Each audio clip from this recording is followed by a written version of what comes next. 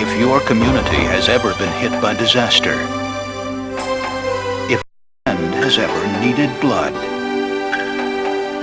if you know how to swim, if you know how to save a life, then you know the Red Cross. The Red Cross is the organization you trust. Today, you'll gain life-saving skills that will help you prevent, prepare for, and respond to emergencies. You and the American Red Cross.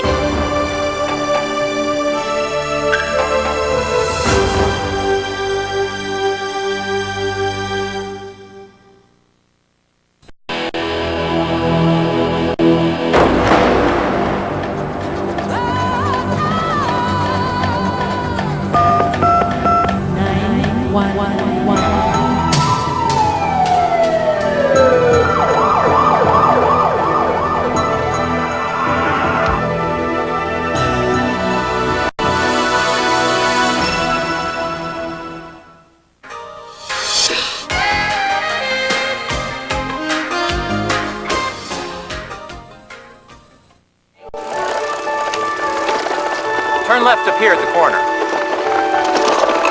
Give me that address again, all right? 1601 22nd.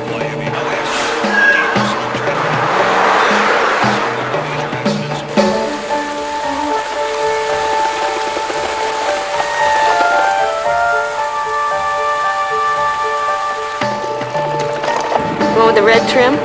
Okay, I'll be there between... Jenny! Jenny, look out!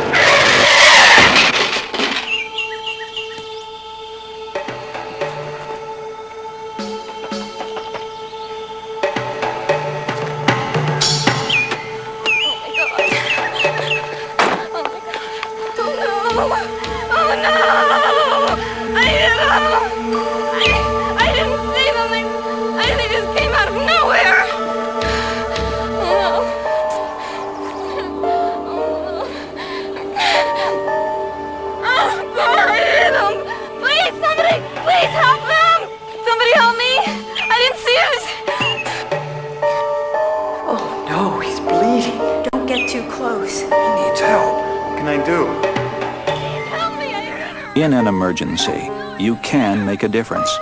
You may even save a life. The emergency action steps, check, call, care, will guide your actions so that you help in the most effective way. Check the scene and the victim. Call 911 or your local emergency number for an ambulance, and care for the victim until more advanced help can arrive. I don't know what to do. Begin by checking the scene to make sure that it is safe for you, the victim, and any bystanders. Take in the whole picture. Look for clues about what caused the emergency, the number of victims, and what may be wrong with them. Look for anything you can easily correct to make the scene safer. Look for bystanders who can help. Can someone stop that car? Yeah, I will. Ma'am, can you stop your engine, please, and put the brake on? Stop your engine. Emma, can you see if you can stop that bleeding? I'll check the girl. I'll get the first aid kit. Hey, what can I do? Check the driver. Then check the victim. Check first for life-threatening conditions. Are you okay? Life-threatening conditions include a victim who is unconscious, has trouble breathing or is not breathing, has pain or pressure in the chest, has no pulse, or is bleeding severely. Are you okay? Next, call for an ambulance. Has anyone called an ambulance? I will. Call 911. Tell them there's been an accident. At least 2 people are hurt and one's unconscious. Wait, you can use my car phone. If the victim is unconscious, you will have to check closely. With a seriously ill or injured person, it is important to get professional help quickly, so call fast. There's been an accident. 2 people are injured. One is unconscious. Whenever possible, Yes. ask a bystander to make the call for you. Yes, right now. When calling, give the dispatcher the necessary information. Be prepared to give the exact location of the emergency, the telephone number from where the call is being made, the caller's name,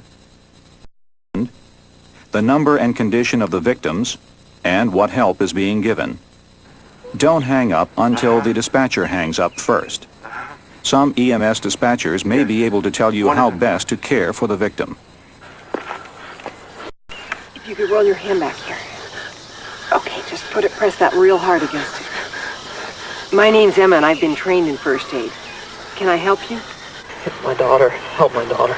Yeah, somebody's checking on her right now. Hurry, Susan! Care for the victim until help arrives. Care for life-threatening emergencies before those that are not life-threatening. While you are waiting for the ambulance, watch for changes in the victim's condition. Help the victim rest comfortably and reassure him.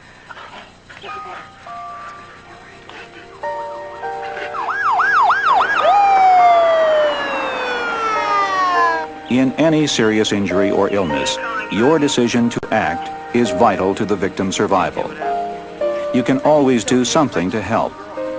By following the emergency action steps, check, call, and care, you will be able to provide the best care in any emergency situation.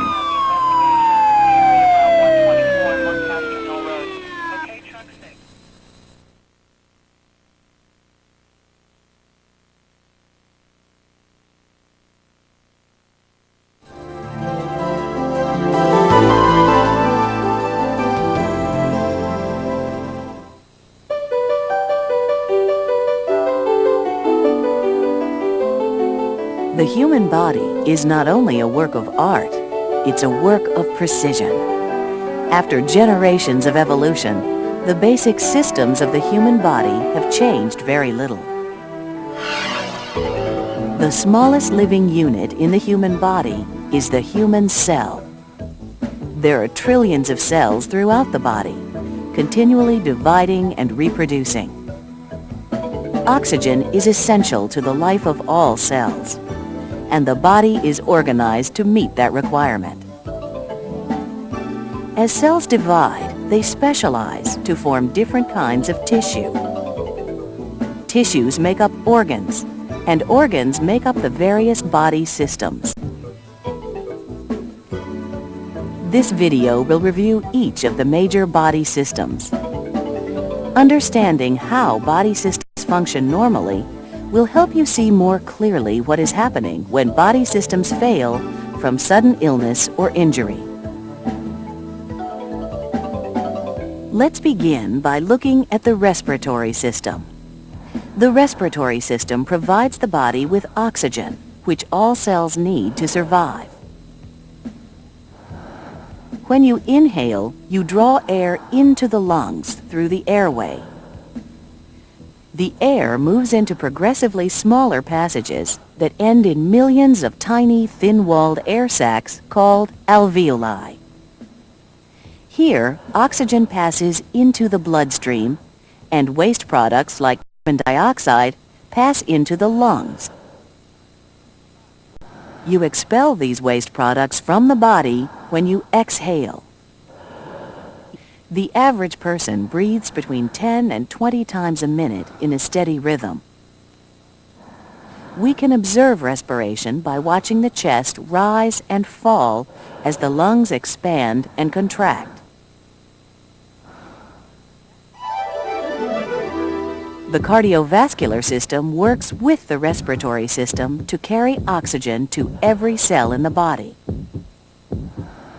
The heart is the central organ of the cardiovascular system. It moves blood throughout the body through a huge network of blood vessels. Oxygen-rich blood moves from the heart through large vessels called arteries. Cells remove the oxygen through tiny, thin-walled blood vessels called capillaries. In exchange, waste products are absorbed into the blood. The oxygen-poor blood returns to the heart through vessels called veins. and is then sent to the lungs where it is again replenished with oxygen. The cardiovascular system is driven by regular contractions of the heart muscle. A normal heart beats about 60 to 80 times per minute. With every heartbeat, a wave of blood moves through the blood vessels, creating a beat called the pulse. You can feel the pulse in places like the neck or wrist, where arteries pass near the surface of the skin.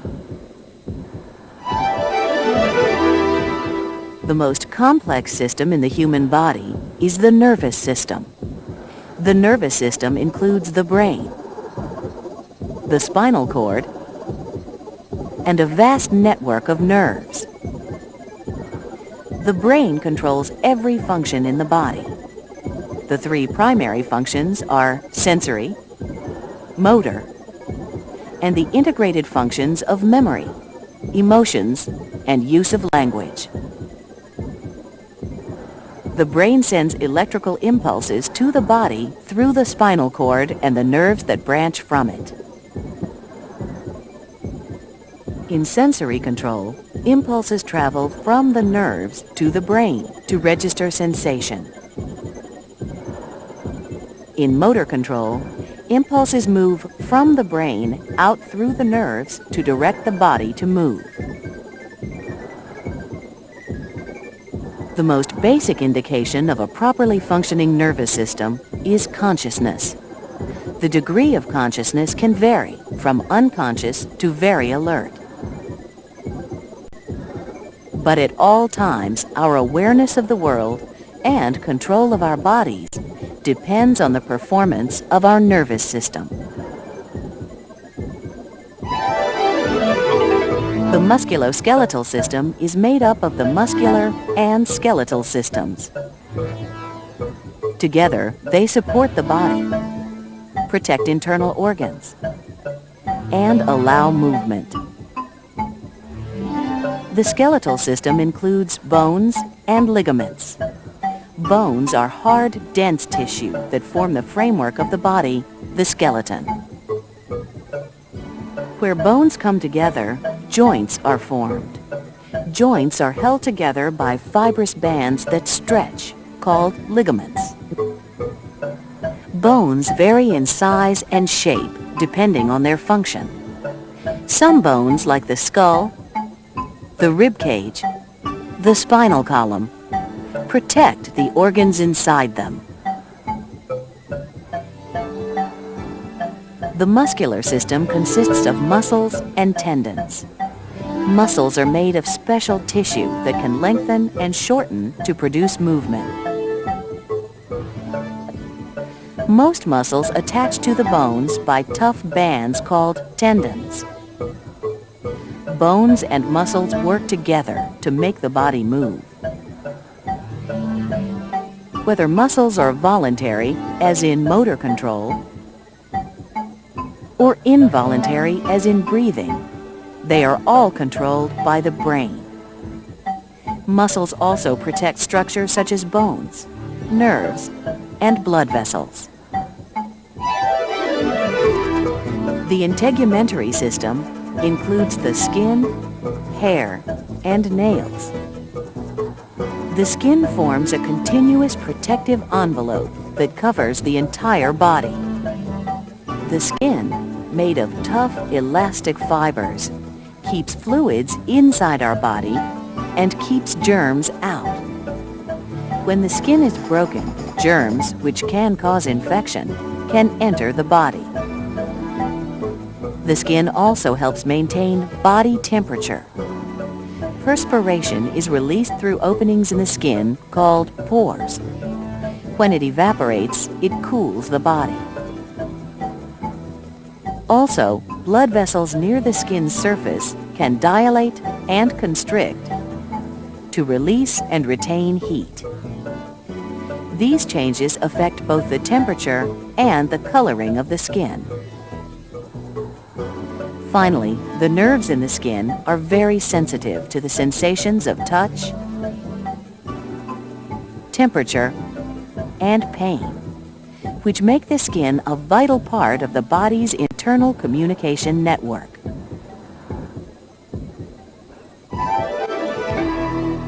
None of the body systems works alone. Each depends on the others for normal body function. For example, when you exercise, even moderately, your muscle cells require more oxygen to help convert food to energy. When the need for more oxygen is signaled to the brain through a complex chain reaction, the brain directs the heart and lungs to increase their work rates. Working muscles produce more heat, which is carried to the skin surface through dilated blood vessels, where it is eliminated. Perspiration further cools the body in an effort to maintain body temperature within a critical range. This chain of events is a series of natural, coordinated responses that will occur when body systems are functioning normally. But what happens when the body does not function normally? What if someone is injured or becomes seriously ill? Let's look at several possibilities. If, for some reason, the lungs stop working, oxygen will not reach the cells. Without oxygen, cells will die, beginning with the organs that are most vital to life. The heart will first beat erratically and eventually stop. The activity of the brain will progressively shut down. The other body systems will fail. Unless something is done to stop this spiraling progression, the inevitable result is death.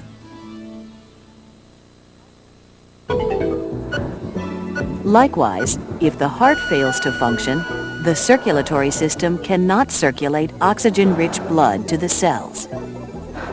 The lungs will fail to function, and breathing will stop. Other vital organs will also stop functioning.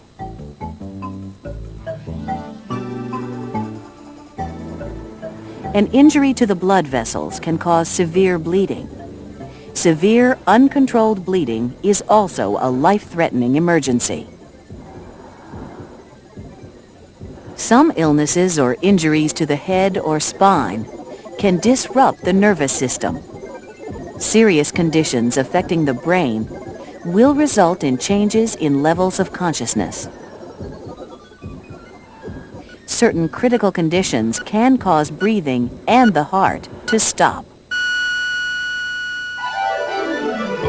When the body experiences injury or sudden illness, its natural response is to try to maintain an adequate flow of oxygen-rich blood to the vital organs. If the condition is serious and the body cannot compensate for the disruption of normal function, the victim enters a life-threatening condition called shock. Shock is the inability of the circulatory system to deliver oxygen-rich blood to all parts of the body. Without oxygen, vital organs will quickly fail. Once the progression of shock occurs, the only hope for survival is advanced medical help. That is why first aid is so important. The primary purpose of first aid intervention is to delay the onset or minimize the effects of shock. But to learn to recognize the early signals of life-threatening emergencies, you must first know how a healthy system functions. That is the focus of this lesson. The more you understand the proper role of each body system, the better prepared you will be to recognize emergency signals and administer life-saving first aid.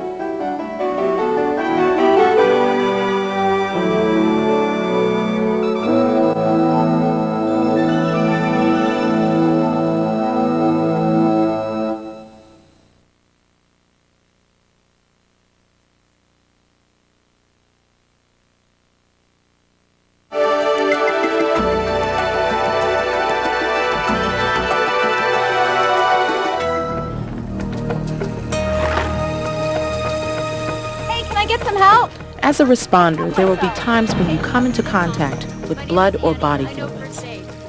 Although the risk of getting a disease while providing care is low, you need to recognize situations and know how to protect yourself and others from disease transmission. Therefore, it is important to use protective equipment such as disposable gloves and breathing barriers when providing care. Infection happens when pathogens, such as germs or bacteria, enter the body. Pathogens cause diseases like hepatitis and meningitis and can be transmitted from one person to another in many ways. Direct contact poses the greatest risk because infection can happen when someone touches or comes in contact with an infected person's blood or body fluids. To prevent disease transmission, follow basic precautions. Whenever possible, avoid contact with blood and other body fluids. Use protective equipment, such as disposable gloves and breathing barriers when available. Always wash and scrub your hands thoroughly with soap and water immediately after giving care. Protective equipment, such as disposable gloves, are designed to prevent contact with blood and other body fluids. Therefore, it is important to use them correctly. Use latex, vinyl, or nitrile gloves and have these readily available in first aid stations, first aid kits, and fanny packs. To remove soiled gloves, pinch the first glove at the wrist. Be careful to touch only the glove's outside surface. Pull the glove toward your fingertips without completely removing it. The glove is now partially inside out. Next, remove the second glove. With your partially gloved hand, pinch the exterior of the second glove at the wrist. Pull it toward your fingertips until it is inside out, and then remove it completely. Next, grasp both gloves with your free hand, being careful to touch only the clean inner surface of the gloves. Soiled gloves in an appropriate container, such as a biohazard bag. Wash hands thoroughly with soap and water immediately after giving care. Wash and scrub your hands for at least 10 to 15 seconds. Washing hands frequently is the most basic precaution you can take, particularly after contact with other people. And it is important to always change gloves between contact with different people. Remember, never reuse gloves or use gloves that are defective or torn. Never touch or handle any personal items when wearing soiled gloves.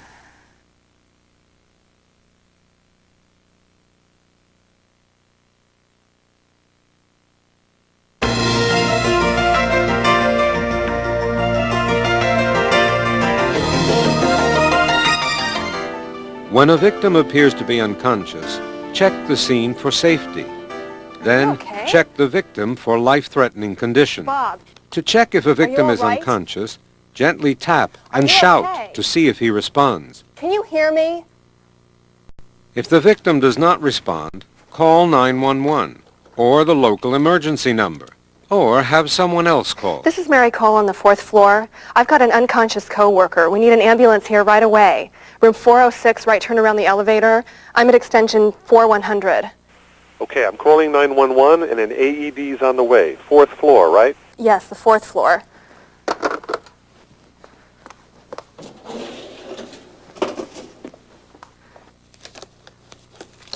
Check for breathing. Position yourself so that your face is close to the victim's mouth and nose. Look, listen, and feel for breathing for about 5 seconds. If the victim is not breathing, or you can't tell, roll him onto his back. Place one hand at the back of the neck and the other hand on the hip. Support the head and neck while gently rolling the victim towards you. Keep the head and back in a straight line. Tilt the head back and lift the chin. This opens the victim's airway. The airway is the path that air travels to get from the nose and mouth to the lungs. When an unconscious victim is on his back, the tongue relaxes and falls back into the throat, blocking the airway. Tilting the head back and lifting the chin pulls the tongue away from the back of the throat and opens the airway. Put your ear close to the victim's mouth and nose. Look, listen, and feel for breathing. Look to see if the chest rises and falls while you listen and feel for breathing for about 5 seconds. If you find that the victim is breathing but is unconscious and has no evidence of head, neck, or spine injury, place her in the recovery position. To place the victim to her side, lift the arm on the side the victim will be rolled to above her head. Take the other arm and cross it over the chest. Bend the top leg. Kneel between the shoulders and the hips. Gently roll the victim as a unit in that position. Support the head so that it is angled toward the ground. If the victim is still not breathing, look into the mouth for any obstructions. If you don't see anything, place a breathing barrier over the victim's mouth. Open the airway and pinch the nose shut. Give 2 rescue breaths. Watch the victim's chest clearly rise and fall each time you give a breath. If a breathing barrier is not available, you may choose to give breaths without one. Next, check for signs of circulation. To check for signs of circulation, look, listen, and feel for normal breathing. Watch for coughing or movement in response to rescue breaths and check for a pulse. To find a pulse, using 2 fingers, find the Adam's apple. Slide your fingers toward you and down into the groove at the side of the neck. Check for signs of circulation for no more than 10 seconds. The care you provide will depend on the conditions you find. If the victim vomits, remove any breathing barriers and roll the victim onto his side.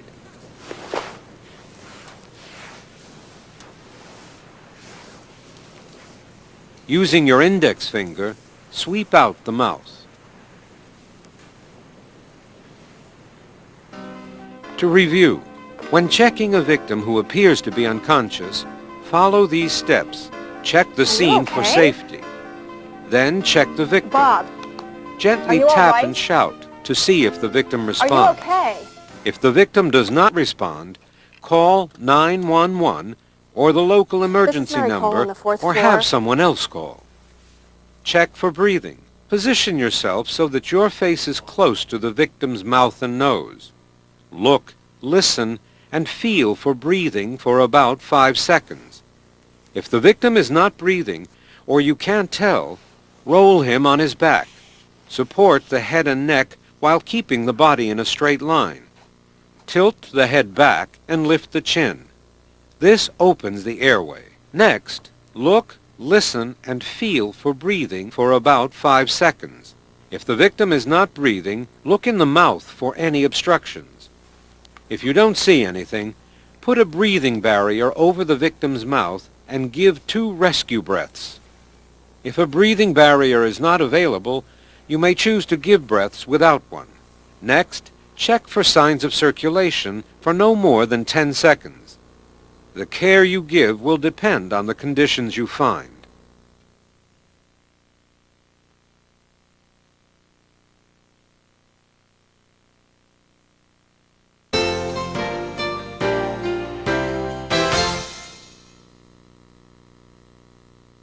When checking the unconscious child, follow the emergency action steps. Check, call, care. First, check the scene to see if it is safe. Look around for clues about what caused the emergency. Look for anything unusual, like a medicine bottle or a strange smell. Ask yourself, are there any more victims? Any bystanders who can assist? Any dangerous conditions?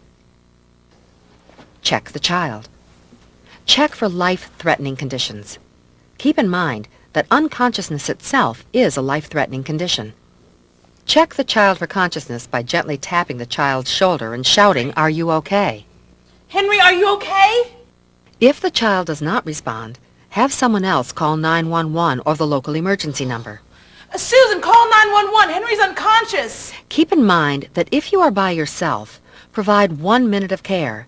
Then call 911 or the local emergency number. Remember to apply basic precautions to prevent disease transmission. Use disposable gloves and a breathing barrier if available. Without moving the child, look at the child's chest to see if it is rising and falling. Listen for breathing by putting your ear next to the child's mouth.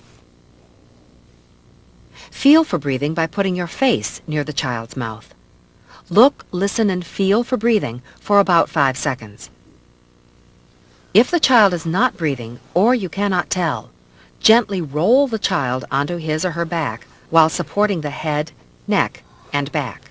Remember the ABCs: airway, breathing, and circulation. Open the child's airway by tilting the head gently back and lifting the chin. Avoid tipping the child's head back too far. This may obstruct the airway.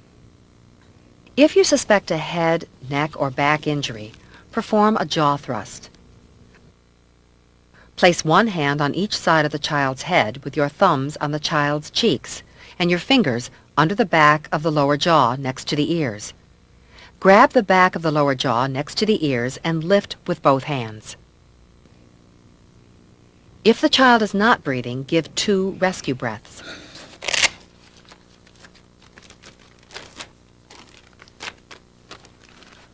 Tilt the head back gently and lift the chin to open the airway. Pinch the nose shut. Take a breath before giving each breath. Then breathe slowly into the child to make the chest clearly rise.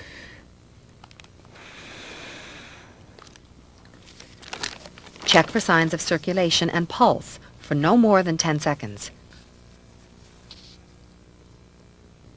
Look for severe bleeding. While waiting for EMS to arrive, an unconscious child who is breathing and has no evidence of head, neck, or back injury should be moved into the recovery position by rolling the child onto his or her side. To place the child on his or her side, lift the arm on the side the victim will be rolled to up above the head. Take the other arm and cross it over the chest. Kneel between the shoulders and the hips. Gently roll the child as a unit in that position. Support the head so that it is angled toward the ground. Bend the top leg and move it forward.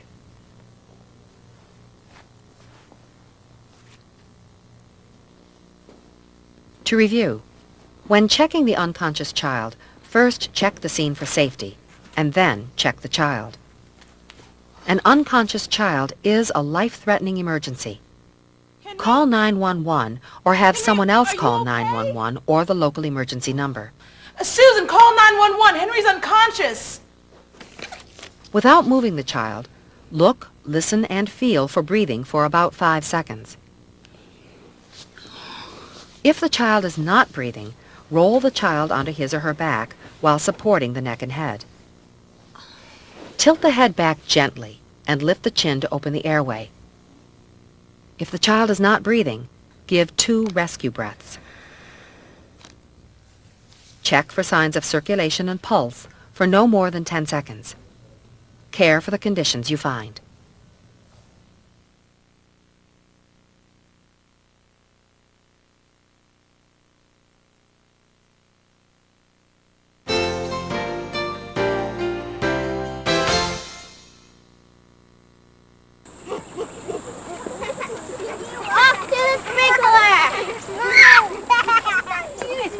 You're done. Guys, careful of the garden hose. Put your head back. Where did Joan go? She went to get snacks for the kids. I made cookies last night and I left them home. Can I go get those? You better go get those. Come on, let's see what Mommy can do for you, huh? What's the matter, baby? What can Mommy do to make you happy? We got some toys over here.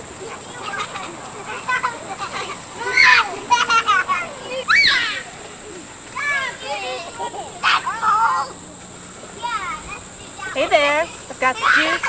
Oh, Joan, let me help you with that. Thanks.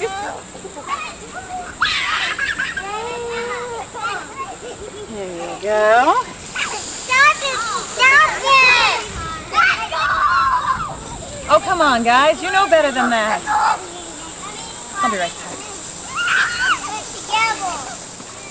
Play nicely over here. You know better than that. Snacks couldn't have come at a better time. They're all getting a little cranky. Kids need a snack.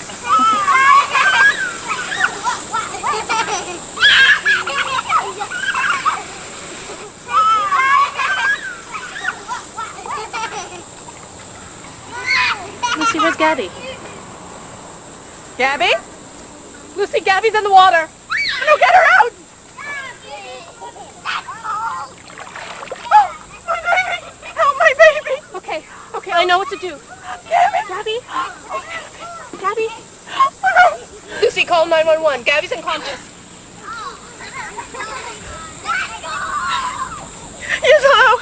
Hello, my name is Lucy. Please help me. My baby fell in the pool. She's unconscious. 1612 Cody Drive. Please hurry. Okay. Come on, kid. Emergencies can occur anytime, any place, and anywhere. When checking an unconscious infant, follow the emergency action steps. Check, call, care. Sweetie. Chrissy. Chrissy. First, check the scene to see if it is safe. Look around the scene for clues about what may have caused the emergency. Look for anything out of the ordinary, like unusual noises, sights, odors, or behavior. Check the infant. Check for life-threatening conditions. Keep in mind that unconsciousness itself is a life-threatening condition. Chrissy. Check an infant for consciousness by flicking the foot or gently tapping his or her shoulder and shouting to see if the infant responds. If the infant does not respond, have someone else call 911 or the local emergency number. Julie, call 911. Chrissy's unconscious. Keep in mind that if you are by yourself, provide about 1 minute of care and then call 911 or the local emergency number. Remember to apply basic precautions to prevent disease transmission. Use disposable gloves and a breathing barrier if immediately available. Always wash your hands immediately after giving care. Remember the ABCs: airway, breathing, and circulation. Open the infant's airway by tilting the head back and lifting the chin. Do not tilt the head back as far as you would for an adult or child. If the infant's head is tilted back too far, the airway may become obstructed. Look, listen, and feel for breathing for 5 seconds. If the infant is not breathing, give 2 rescue breaths. Then check for signs of circulation and pulse for no more than 10 seconds. Look for severe bleeding. Care for the conditions you find. Chrissy. To review, Chrissy. when checking the unconscious infant, first check the scene for safety and then check the infant. An unconscious infant is a life-threatening emergency. Chrissy.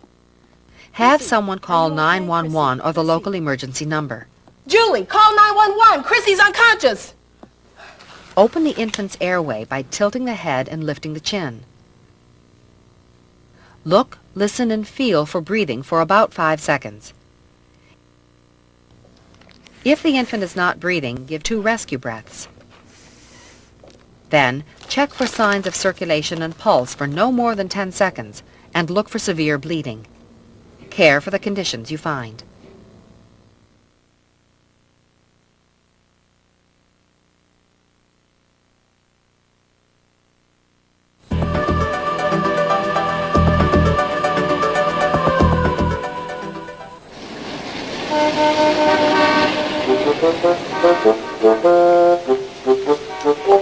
If the shawl doesn't look good on me, I can always try it on my old piano.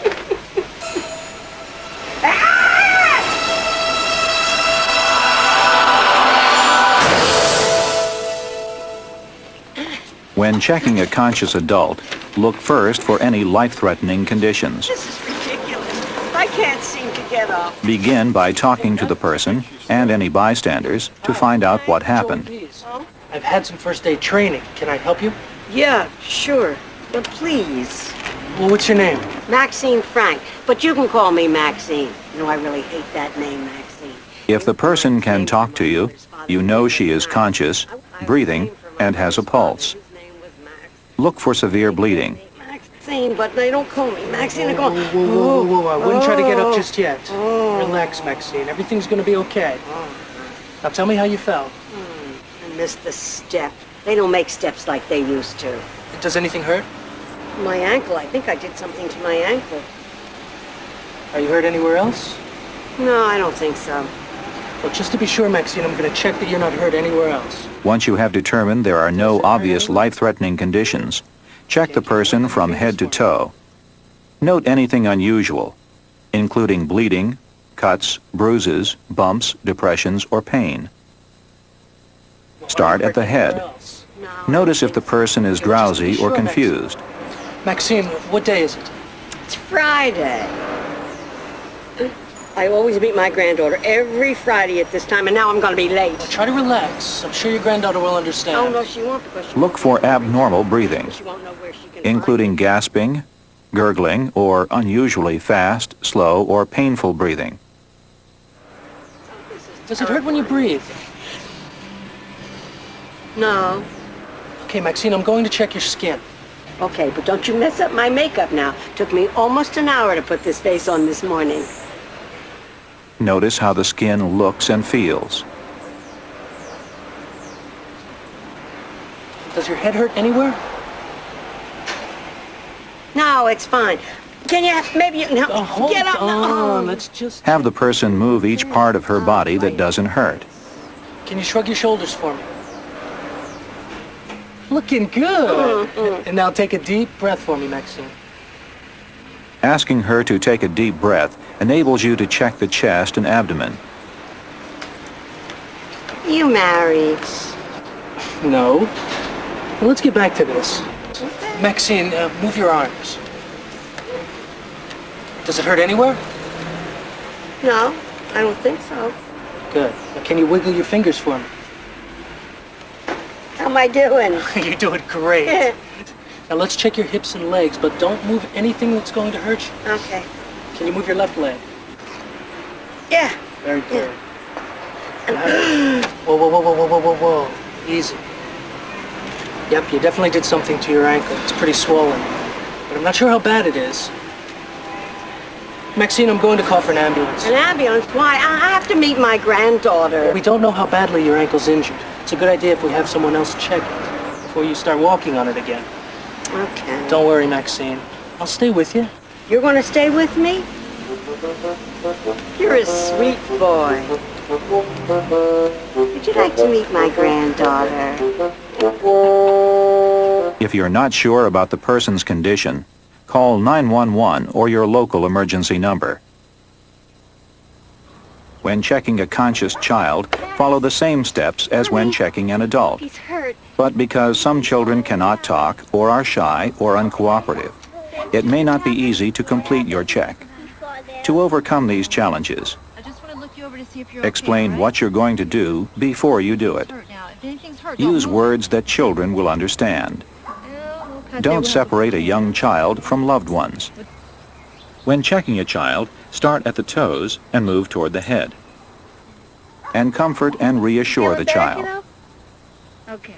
To review, when checking a conscious adult, look first for any life-threatening conditions. Begin by talking to the person. Then check from head to toe for any signals of illness or injury. Look for bruises, cuts, bumps, or depressions. Check the head, irregularities in breathing, skin color, and temperature. Check the shoulders, chest, and abdomen, the fingers, hands, and arms, and the hips and legs. And comfort and reassure the victim during your check.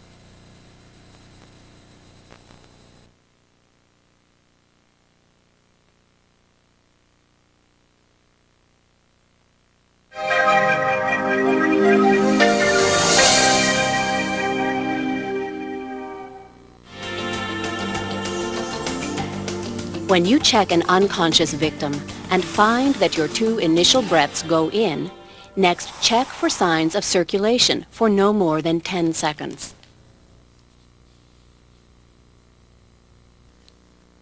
1, 1,000, 2, 1,000, 3, 1,000, 4, 1,000, 5, 1,000, 6, 1,000, 7, 1,000, 8, 1,000, 9, 1,000, 10.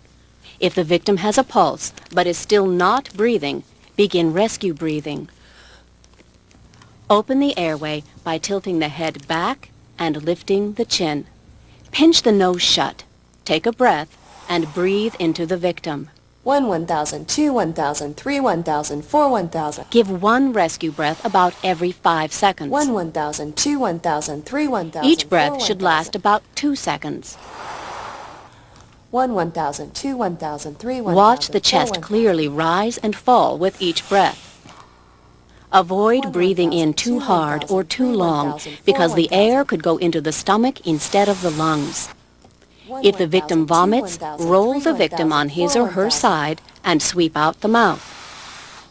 After 1 minute of rescue breathing, about 12 breaths, recheck for breathing and other signs of circulation. Remove the breathing barrier. Look, listen, and feel for normal breathing. Watch for coughing or movement in response to rescue breaths and check for a pulse for no more than 10 seconds. If the victim has a pulse but is still not breathing, replace the breathing barrier and continue rescue breathing. One rescue breath about every 5 seconds. 2, 1,000, 3, 1,000, 4, 1,000. Continue rescue breathing until the scene becomes unsafe, the victim begins to breathe on his or her own, you are too exhausted to continue, or another trained responder arrives and takes over. 3, 1,000, 4, 1,000. Recheck for breathing and signs of circulation about every minute. Care for the conditions you find. If at any time you suspect a head, neck, or back injury, you can perform a jaw thrust maneuver. Rest your elbows on the surface on which the victim is lying. Place one hand on each side of the victim's head. Place your thumbs on the victim's cheek and your fingers under the back of the lower jaw, next to the ears.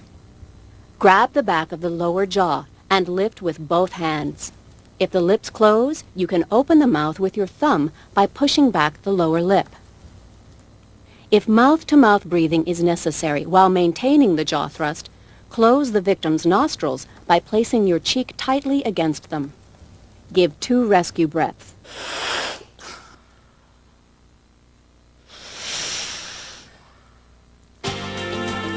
To review, when you check an unconscious victim and find that your 2 rescue breaths go in, check for signs of circulation for no more than 10 seconds. If the victim has a pulse but is still not breathing, begin rescue breathing. Open the airway by tilting the head back and lifting the chin. Pinch the nose shut and breathe into the victim. 1, 1,000, 2, 1,000, 3, 1,000, 4, 1,000. Watch the chest clearly rise and fall with each breath. 1, 1,000, 2, 1,000. Give one breath about every 5 seconds. After 1 minute, or about 12 breaths, recheck for breathing and other signs of circulation. Continue rescue breathing until the scene becomes unsafe, the victim begins breathing on his or her own, you are too exhausted to continue, or another trained responder arrives and takes over. 1, 1,000, 2, 1,000, 3, 1,000, 4, 1,000.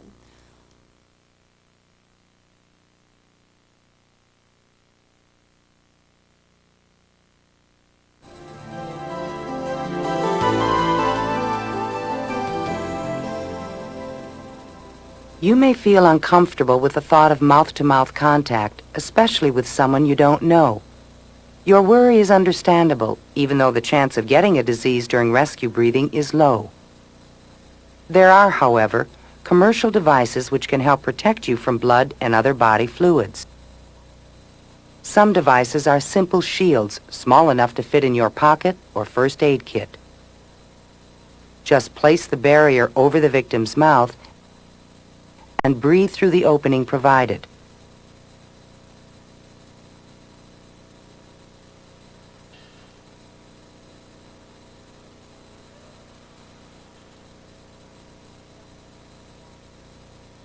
Some shields have mouthpieces. This one fits into the victim's mouth. Seal your mouth over the opening and breathe for the victim.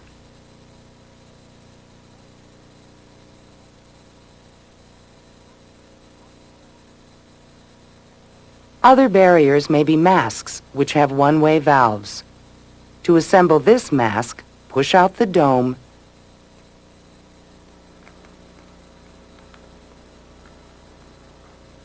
and attach the one-way valve. Place the mask so that it covers the victim's mouth and nose. Seal the mask with your thumbs and breathe into the valve.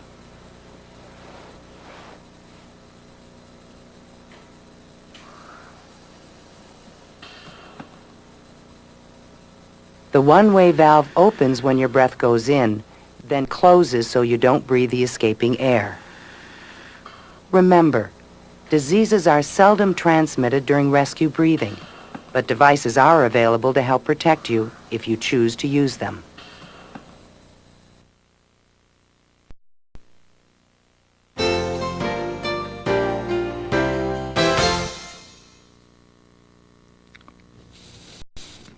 Rescue breathing is when you give air to a child when he or she is unable to breathe on his or her own.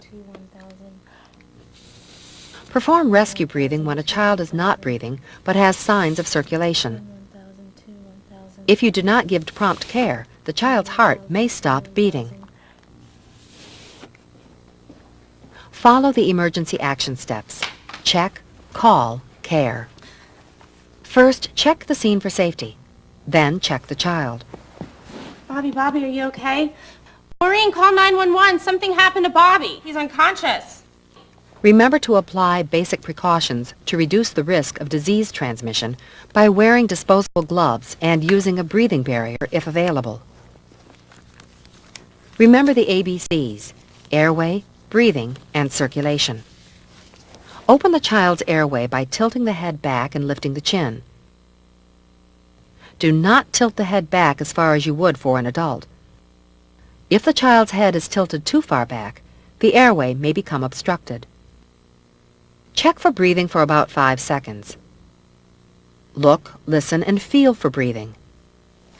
If the child is not breathing, give 2 rescue breaths. Before performing rescue breathing, place a breathing barrier over the child's mouth. If you don't have a breathing barrier, you may give breaths without one. Do not delay care if a breathing barrier is not immediately available. To give a rescue breath, make sure the airway is open and pinch the nose shut. Take a breath and breathe slowly into the child until the chest clearly rises and falls.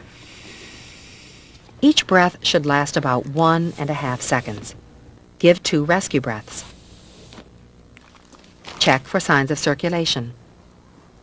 Feel for the pulse by finding the Adam's apple and sliding your fingers toward you and down into the groove at the side of the child's neck. Feel for the pulse and check for signs of circulation for no more than 10 seconds. Keep the head tilted back and the airway open.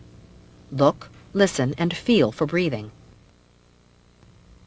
If the child has a pulse but is not breathing, give 1 rescue breath about every 3 seconds. 1, 1,000, 2, 1,000. Each breath should take about 1.5 seconds. 1,000, 2, 1,000. Take a breath before giving each breath. 1, 1,000, 2, 1,000. Watch the chest clearly rise and fall when giving each breath. 1, 1,000, 2, 1,000. After about 1 minute of rescue breathing, or approximately 20 breaths, recheck for signs of circulation and breathing for no more than 10 seconds. Call 911 or your local emergency number if you or someone else has not already done so. Yes, I'm at 2031 Beverly Road, and I have a child. If the child has a pulse but is still not breathing, continue rescue breathing. 1, 1,000, 2, 1,000. Continue rescue breathing until the child starts breathing on his or her own. A trained responder or EMS arrives and takes over. You are too exhausted to continue, or the scene becomes unsafe. 1,000, 2, 1,000. 1, To review, give rescue breathing when a child is not breathing but has signs of circulation. Open the child's airway by tilting the head back and lifting the chin. Pinch the nose shut. Give 2 rescue breaths. Then check for signs of circulation, pulse, and breathing for no more than 10 seconds. If the child has a pulse but is not breathing, give 1 rescue breath about every 3 seconds. After about a minute of rescue breathing, or approximately 20 breaths, recheck for signs of circulation and breathing for no more than 10 seconds. If the child has a pulse but is not breathing, continue rescue breathing. Continue rescue breathing until the child starts breathing on his or her own, a trained responder or EMS arrives and takes over, you are too exhausted to continue, or the scene becomes unsafe. 1,000, 2, 1,000.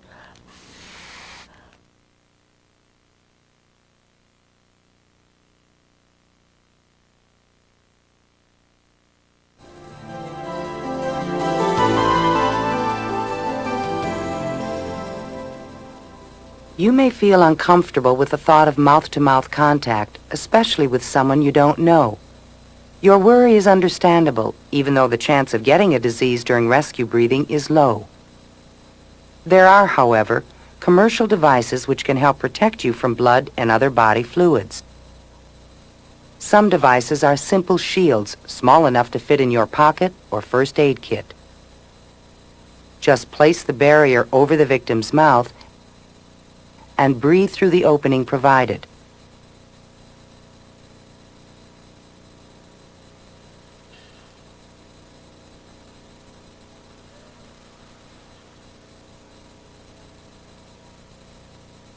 Some shields have mouthpieces. This one fits into the victim's mouth. Seal your mouth over the opening and breathe for the victim.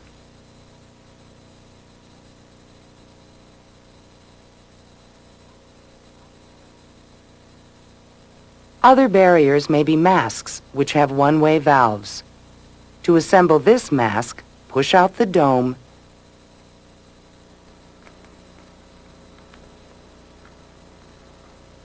and attach the one-way valve. Place the mask so that it covers the victim's mouth and nose.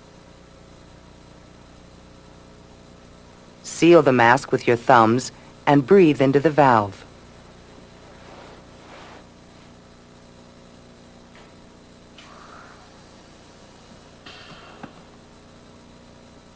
The one-way valve opens when your breath goes in, then closes so you don't breathe the escaping air. Remember, diseases are seldom transmitted during rescue breathing, but devices are available to help protect you if you choose to use them.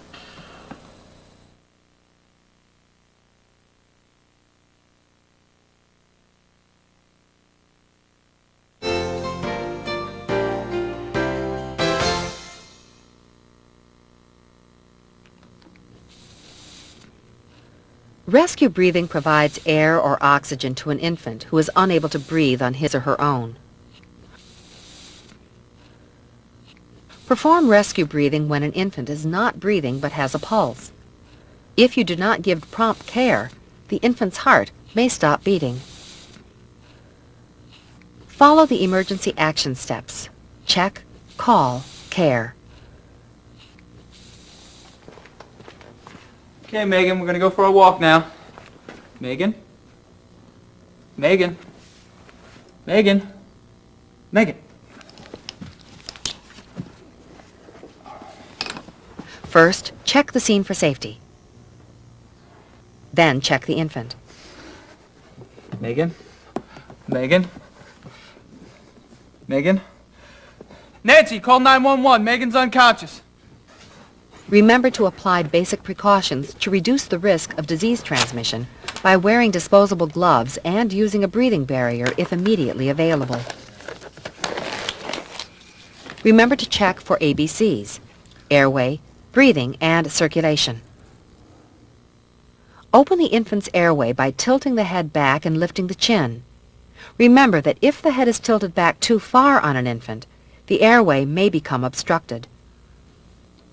Check for breathing for about 5 seconds. If there is no breathing, give 2 rescue breaths. To give a rescue breath, keep the airway open. Seal your lips tightly around the infant's mouth and nose. Take a breath and breathe gently into the infant until the chest clearly rises and falls.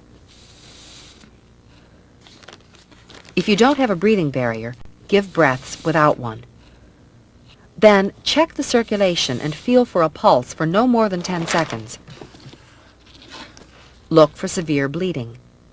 Keep the head tilted back and the airway open.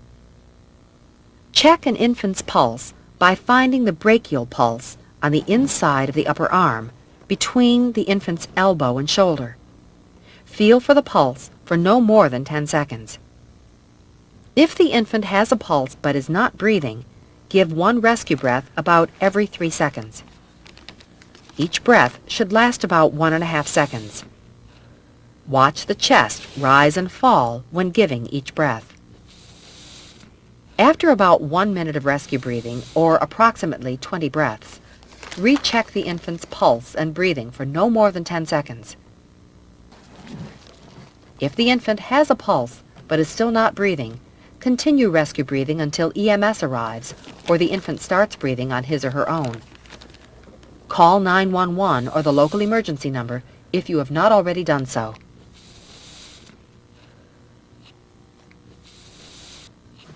To review, give rescue breathing when an infant is not breathing but has a pulse.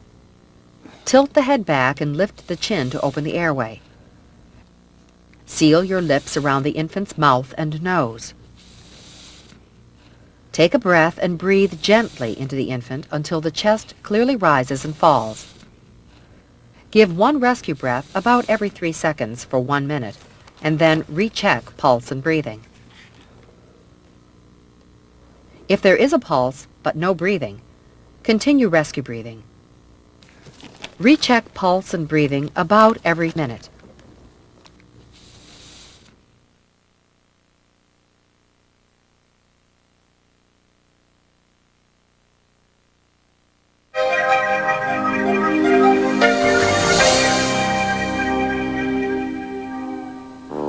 If a person appears to be choking and is coughing forcefully, encourage him to keep coughing. Keep coughing. Keep coughing. Someone call 911. He's choking. Can I help you? I know what to do. If a victim can no longer speak, cough, or breathe, give abdominal thrusts to clear the airway. Stand behind the victim and position your hands. Find the belly button. Make a fist with your other hand and place the thumb side of your fist against the middle of the victim's abdomen, just above the belly button. Grab your fist with your other hand and give quick, upward thrusts. Each thrust should be a separate attempt to force the object out. Continue thrusts until the object is coughed up, the victim starts to breathe or cough forcefully on his own, or until the victim becomes unconscious. To review, if a conscious victim is choking, give abdominal thrusts.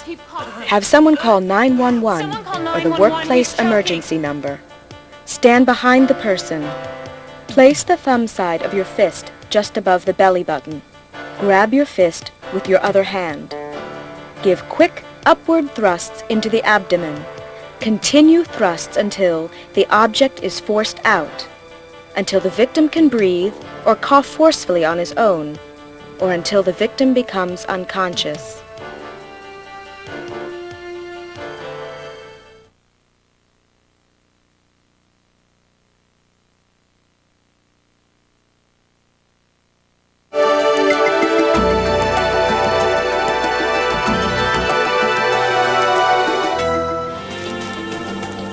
If at any time during your care the 2 rescue breaths do not go in, you might not have tilted the head back far enough. Reposition the airway by tilting the head farther back. Pinch the nose shut and give 2 breaths again. If your breath still won't go in, assume the airway is blocked. Remove any breathing barriers. Give 15 chest compressions. Locate the correct hand position for chest compressions by finding the notch at the lower edge of the victim's rib cage by using the hand closest to the victim's feet. Slide your middle and index fingers up the edge of the rib cage to the notch where the ribs meet the breastbone. Place your middle finger on this notch and the index finger next to the middle one. Place the heel of your other hand on the breastbone next to your index finger. Place the hand you use to locate the notch on top. Position your shoulders over your hands with your elbows locked.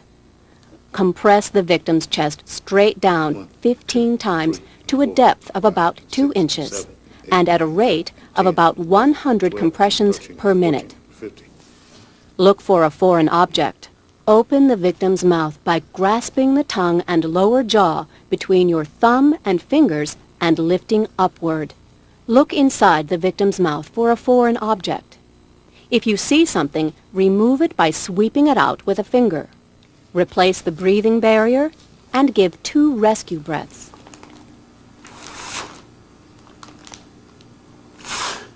If your breaths do not go in, continue cycles of 15 chest compressions, foreign body check and removal, and 2 rescue breaths until the object is removed and the chest clearly rises with rescue breaths. The victim starts breathing on his or her own, or EMS personnel arrive and take over. To review, if your breaths do not go in, reposition the airway by tilting the head further back and give 2 rescue breaths again. If the breaths still do not go in, assume that the victim's airway is blocked. Locate the correct hand position. Give 15 compressions. 1, 2, 3, 4, 5, 6, 7, 8, 9, 10, 11, 12, 13, 14, 15. Look for a foreign object. If you see the object, lift the jaw and tongue and remove the object with your finger. Give 2 rescue breaths. If the breaths go in, check for signs of circulation. If there are no signs of circulation, continue with compressions and breaths.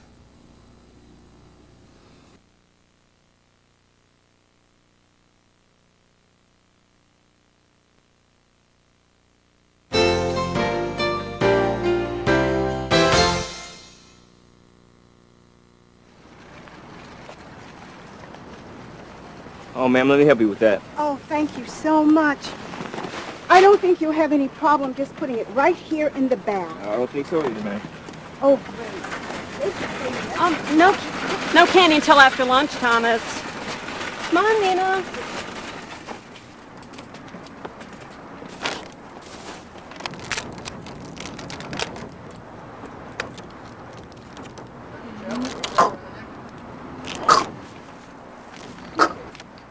Thomas? Thomas! What's wrong?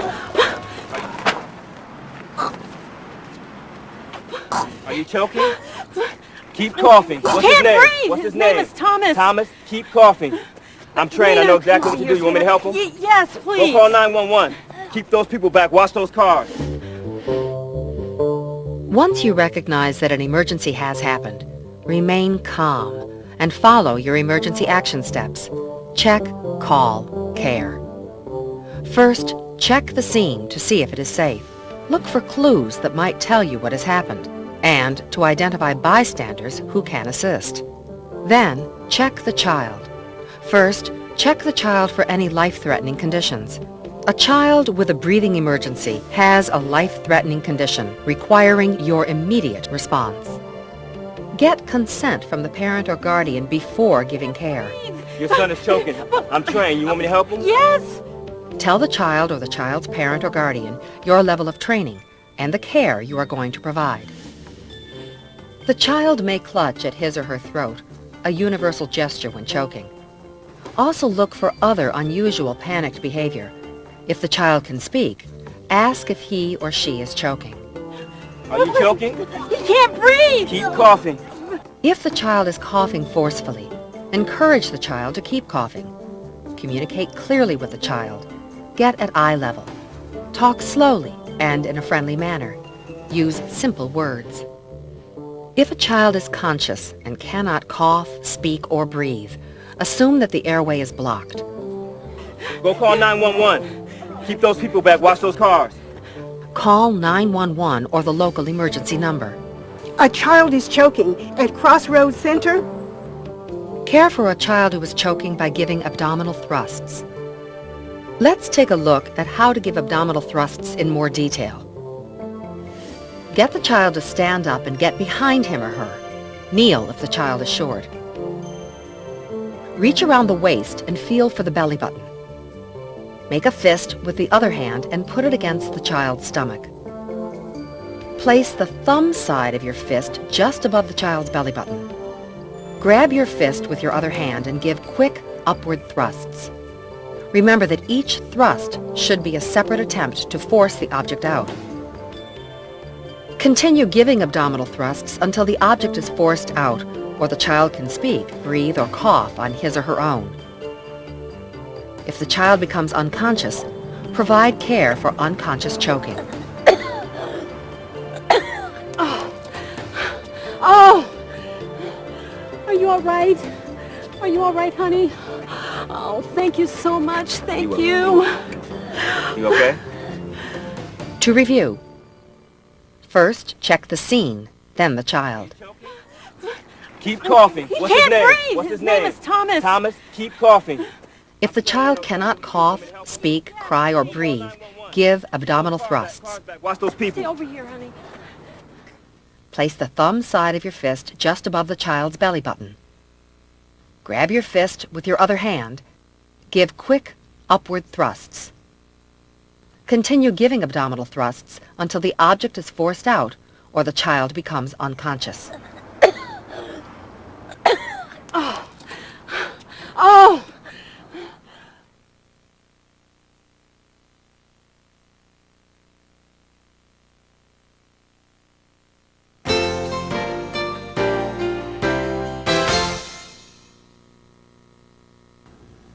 When caring for an unconscious choking child, first perform a check of the child. Follow the emergency action steps. Check, call, care. Check the scene for safety and for clues about what may have caused the emergency. A conscious choking child may become unconscious, or you may find an unconscious child whose airway is blocked. Check for consciousness. Tap and shout. If the child does not respond, have someone call 911 or the local emergency number. Maria, Kenny's unconscious. Call 911. Use disposable gloves and a breathing barrier if immediately available. Remember the ABCs: airway, breathing, and circulation. Open the child's airway. Look, listen, and feel for breathing for about 5 seconds. If the child is not breathing, give 2 rescue breaths. Tilt the child's head back, pinch the nose shut, seal your mouth over the child's mouth, and give 2 slow breaths, just enough to make the chest clearly rise and fall. If the breaths do not go in, reposition the child's airway by tilting the head further back. Pinch the nose shut and reattempt 2 rescue breaths. Remember that if you are alone and the child isn't breathing, give about 1 minute of care before you call for help. If breaths still don't go in, assume that the airway is blocked. Maintain an open airway with one hand on the child's forehead and find the correct hand position with your other hand. Begin by finding the notch at the lower edge of the child's rib cage by using the hand closest to the child's feet. Slide your middle and index fingers up the edge of the rib cage to the notch where the ribs meet the breastbone. Place your middle finger on this notch. Place your index finger next to your middle finger. Place the heel of this hand on the breastbone next to where your index finger was. Position your shoulder straight over your compression hand with your elbow locked. Compress the child's chest straight down 5 times to a depth of about 1.5 inches at about 100 compressions per minute. Now look for a foreign object by opening the child's mouth by grasping the jaw and tongue. If you see something, remove it by sweeping it out with a finger. Replace the breathing barrier and give one rescue breath. If the chest does not clearly rise, continue cycles of 5 chest compressions, foreign object check and removal, and 1 rescue breath until the object is removed and the chest clearly rises with rescue breaths. The child starts breathing on his or her own, or EMS personnel arrive and take over.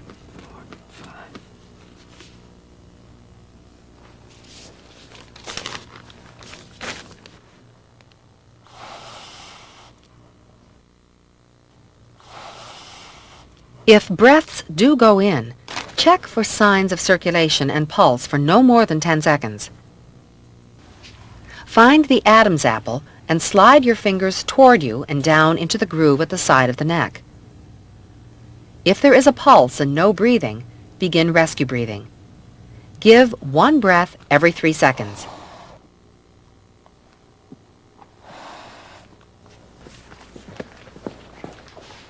To review, first check the scene and then check the child. Kenny, are you okay? Kenny! If the child is not breathing and breaths do not go in, reposition the airway by tilting the head further back and reattempt rescue breaths. If the breaths still do not go in, assume something is stuck in the child's airway. Give 5 compressions. 1, 2, 3, 4, 5. If you see the object, open the child's mouth by grasping the jaw and tongue and remove it with a finger. Give 2 more rescue breaths. If the breaths go in, check the child's pulse. If there is a pulse and the child is breathing, care for the child until EMS arrives. If there is no pulse, begin CPR.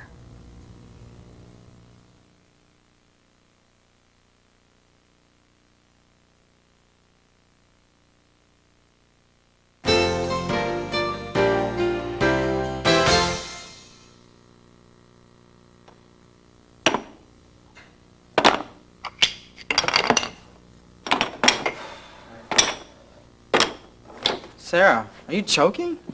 When caring for a conscious choking infant, first check the scene for safety and to look for clues to a choking emergency. An infant who is choking may exhibit unusual or panicked behavior and may not be able to cough, cry, or breathe. Follow the emergency action steps. Check, call, care. Check the infant. If the infant is coughing forcefully, allow continued coughing. If the infant is conscious and cannot cough, cry, or breathe, the airway is probably blocked. Send someone to call 911 or the local emergency number right away. How'd you get these grapes? Lisa, call 911. Sarah's choking.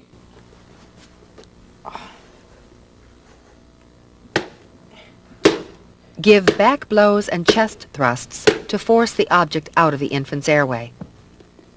Position the infant face down on your forearm, with your hand supporting the infant's head and neck. Rest your arm on your thigh so that the infant's head is lower than its chest. This allows gravity to assist. Give 5 back blows with the heel of your hand between the infant's shoulder blades. Then slowly and carefully turn the infant over, face up on your forearm. Keep the head, neck, and back supported with your forearm resting on your thigh. Place 2 or 3 fingers on the infant's chest, with 1 finger between the nipples and the other 2 below that finger on the infant's chest.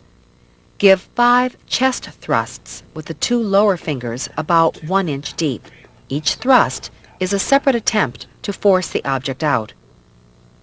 If the infant still cannot cough, cry, or breathe, turn the infant face down and repeat the cycle of back blows and chest thrusts. As long as the infant is conscious and choking, continue back blows and chest thrusts until the object is forced out, the infant begins to breathe on his or her own, or the infant becomes unconscious. Even if the object comes out and the infant appears to be okay, tissue in the infant's airway may have been injured and cause further complications. You should always call 911 or seek immediate medical care. If the infant becomes unconscious, ensure 911 or the local emergency number has been called and provide care for unconscious choking. Sarah, are you choking? To review, Sarah, are you choking? first check the scene and then the infant. If the infant cannot cough, cry, or breathe, give back blows and chest thrusts.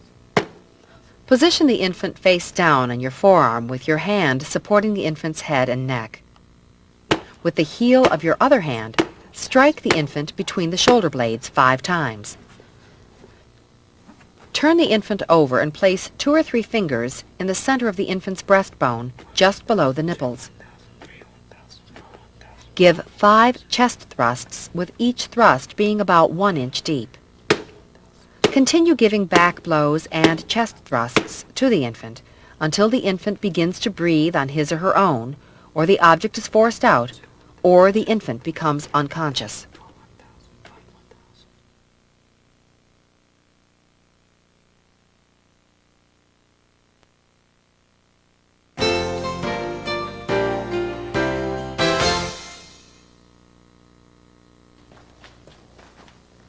Michael? When caring for an unconscious choking infant, follow the emergency action steps. Check, call, care.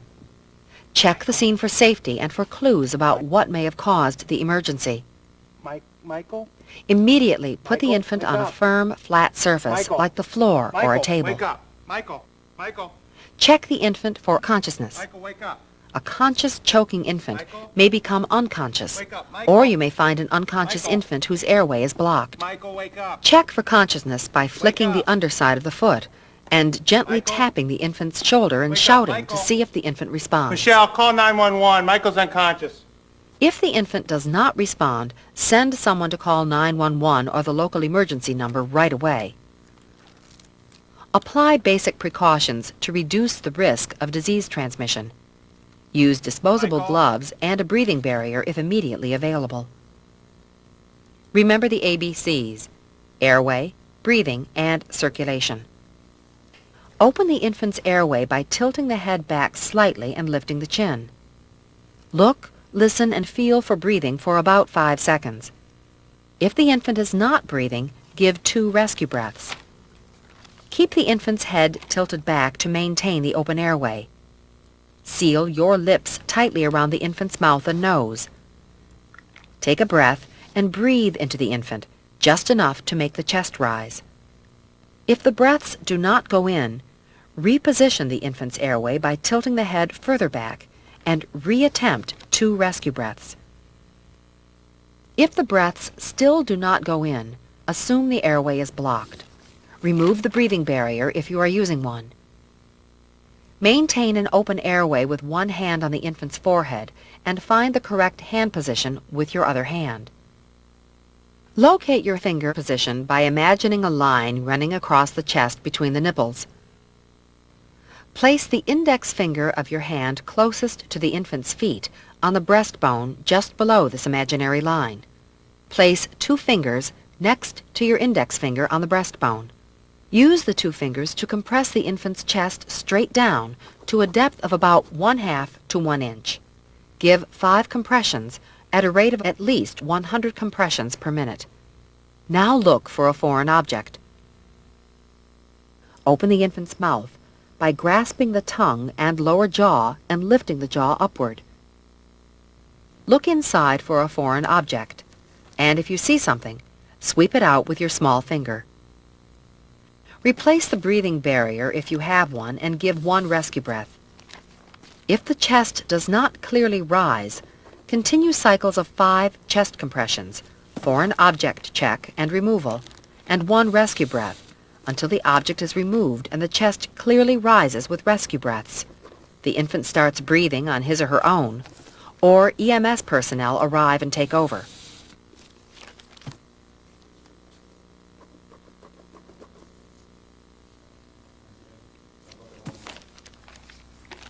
If the breath goes in, give another breath and check the pulse and breathing. Check for an infant's pulse by finding the brachial pulse on the inside of the upper arm between the infant's elbow and shoulder. Feel for a pulse for no more than 10 seconds. If the breath does not go in, continue cycles of 5 chest compressions, foreign object check and removal, and 1 rescue breath until the object is removed and the chest clearly rises with rescue breaths. The infant starts breathing on his or her own, or EMS personnel arrive and take over. To review, first check the scene and then check the infant. Michael? Check for consciousness. If the infant does not respond, have someone call 911 or the local emergency number. Michelle, call 911. Michael's unconscious. Check for breathing for about 5 seconds. If there is no breathing, give 2 rescue breaths. If breaths do not go in, reposition the airway by tilting the head further back and reattempt rescue breaths. If the breaths still do not go in, assume the infant's airway is blocked. Give 5 chest compressions. Open the infant's mouth and look for a foreign object. If you see an object, remove it with your little finger. Give a rescue breath. If the breath goes in, give a second breath. Then check the infant's pulse and circulation. If the infant has a pulse and is breathing, care for the infant until EMS arrives. If there is a pulse but no breathing, begin rescue breathing. If there is no pulse, start CPR.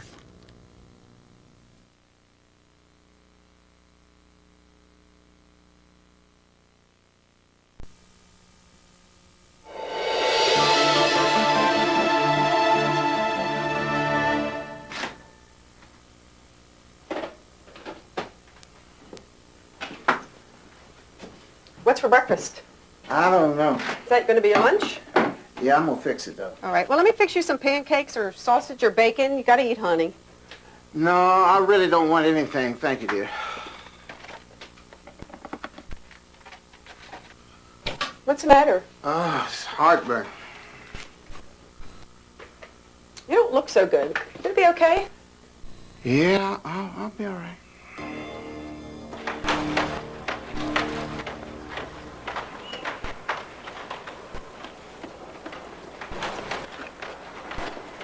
Hey, Ed, how are you? Oh, I could be better. Oh, come on, the week's half over. Yeah. Come on, Ed, cheer up. See you later.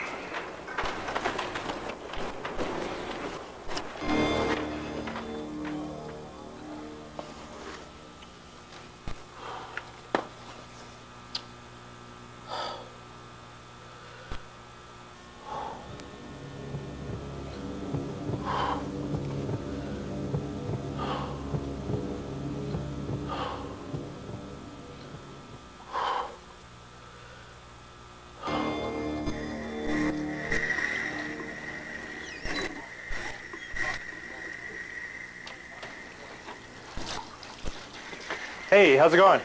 Hey. Whoa, you don't look so good. You feeling all right? Oh, I've been feeling bad all morning. I'm gonna have to go sit down. Hey, just take it easy, all right? I mean, the shipment will go out when it goes out. Let those guys wait. That's right. I'm gonna have to take it easy the rest of the day. Report immediately to loading bay B. Oh, this can't wait. I'll see you later, friend. Hey, just take it easy, all right? Okay, thank you. Loading bay B.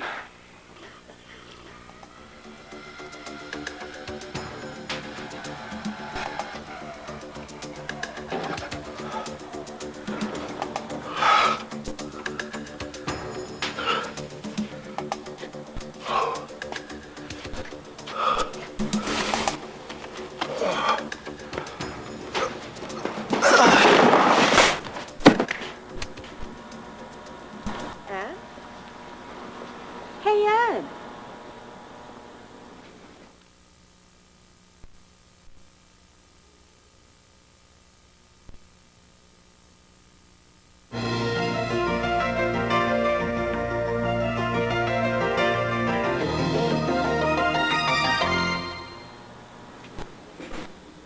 Ed? Hey, Ed. When someone needs help in an emergency, always check the scene to be sure it's safe. Ed, are you all right? Ed, are you okay? Tammy, you better call 911. He's unconscious. Okay. Let me get the first aid kit. And bring the AED. Okay. In a cardiac emergency, every second counts. Follow the 4 links in the cardiac chain of survival. Early recognition and access to the emergency system. Early CPR. Early defibrillation. And early advanced life support. What's going on? Ed collapse looks really bad. I'm calling 911. 911, what's your emergency? It's my coworker, Ed. He's unconscious. Would you send someone right away, please? The first link in the cardiac chain of survival is early recognition and access.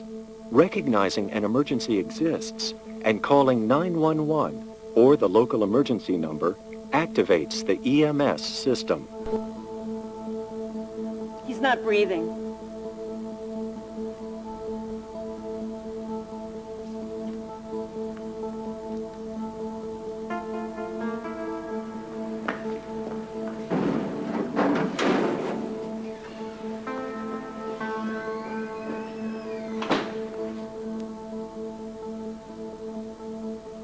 John, tell Tammy he's not breathing and there's no pulse. Right, not breathing and no pulse. I'm gonna start CPR. Got it.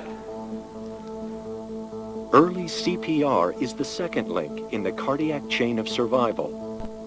CPR keeps blood containing oxygen flowing through the body, helping sustain vital organs. Performing prompt CPR can delay the onset of brain damage and death.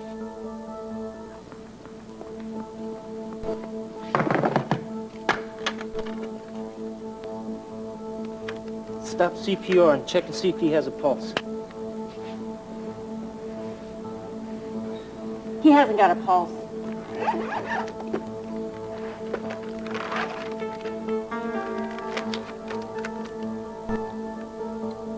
Apply pads. Plug in connector.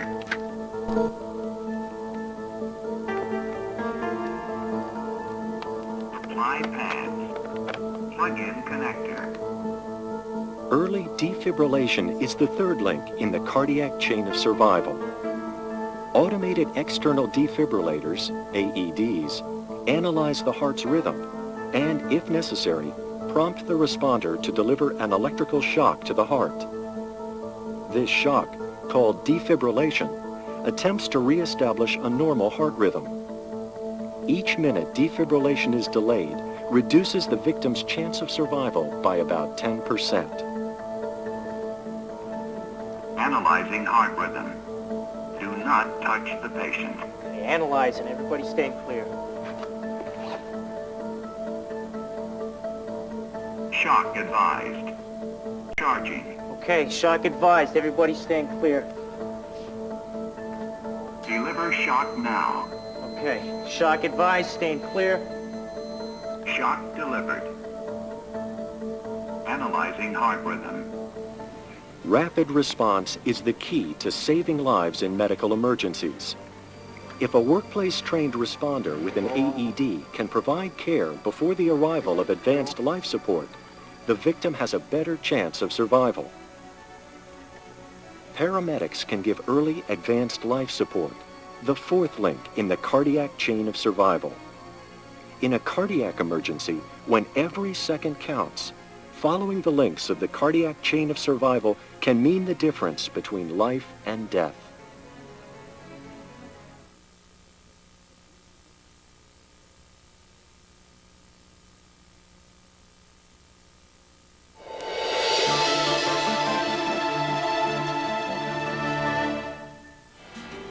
If you check an unconscious victim and find no signs of circulation and an AED is not readily available, begin CPR. Locate the correct hand position for chest compressions by finding the notch at the lower edge of the victim's rib cage by using the hand closest to the feet. Slide your middle and index finger up the edge of the rib cage to the notch where the ribs meet the breastbone. Place your middle finger on this notch and the index finger next to the middle one. Place the heel of your other hand on the breastbone next to your index finger. Place the hand you used to locate the notch on top. Position your shoulders over your hands with your elbows locked. Compress the victim's chest straight down 15 times to a depth of about 2 inches and at a rate of about 100 compressions per minute. Follow the compressions with 2 rescue breaths. Watch for the chest to clearly rise and fall. Continue 15 compressions followed by 2 rescue breaths. Each breath should last about 2 seconds. 1, 2, 3, 15 compressions should take about 10 seconds. 9, 10. Counting out loud will help you to maintain an even pace and rhythm.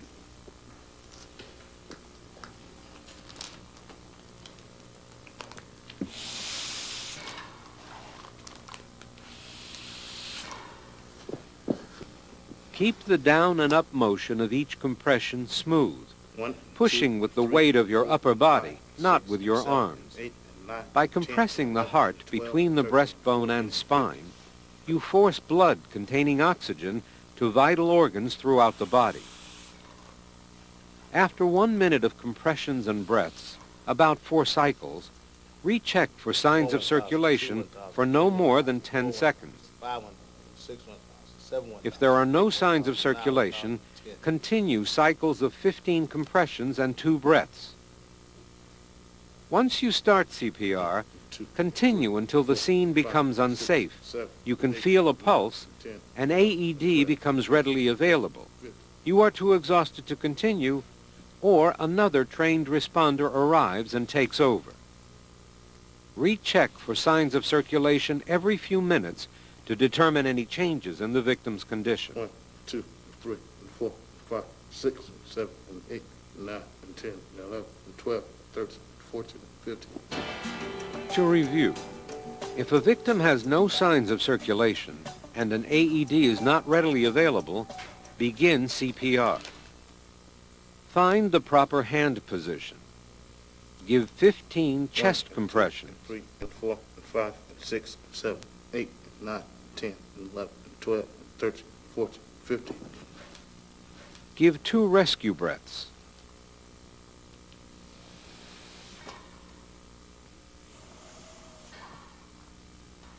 Give 3 more cycles of 15 compressions and 2 rescue breaths. This should take about 1 minute. 2, 3, 4, 5, 6, 7, 8, 9, 10. After the first minute, recheck for signs of circulation for no more than 10 seconds. If the victim does not have signs of circulation, continue CPR. 1, 2, recheck the pulse every few minutes to determine any changes in the victim's condition. 11, 12, 13, 14. Continue CPR until the scene becomes unsafe, you find signs of circulation, an AED becomes readily available, you were too exhausted to continue, or another trained responder arrives and takes over. 1, 2, 3, 4, 5.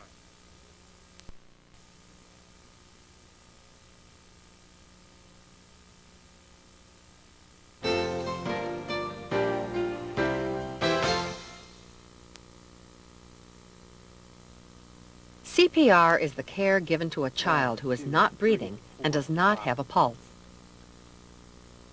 CPR stands for cardiopulmonary resuscitation. It includes rescue breathing to provide oxygen to the blood and chest compressions to circulate the blood throughout the body, especially to the brain. 1 and 2 and 3 and 4 and 5. Follow the emergency action steps. Check, call, care. First, check the scene for safety. Then check the child. Tom, call 911. Carlos is unconscious. When caring for a victim, remember to apply basic precautions to reduce the risk of disease transmission by wearing disposable gloves and using a breathing barrier if immediately available. Remember the ABCs: airway, breathing, and circulation. Open the child's airway by tilting the head back and lifting the chin. Check for breathing for about 5 seconds. If the child is not breathing, give 2 rescue breaths.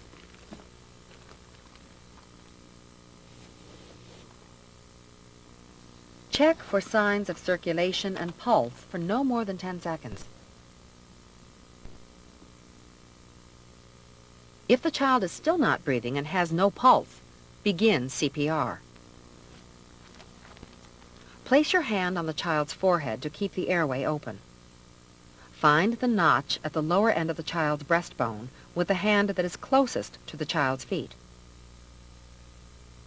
Place the heel of that hand next to and above the notch on the center of the breastbone.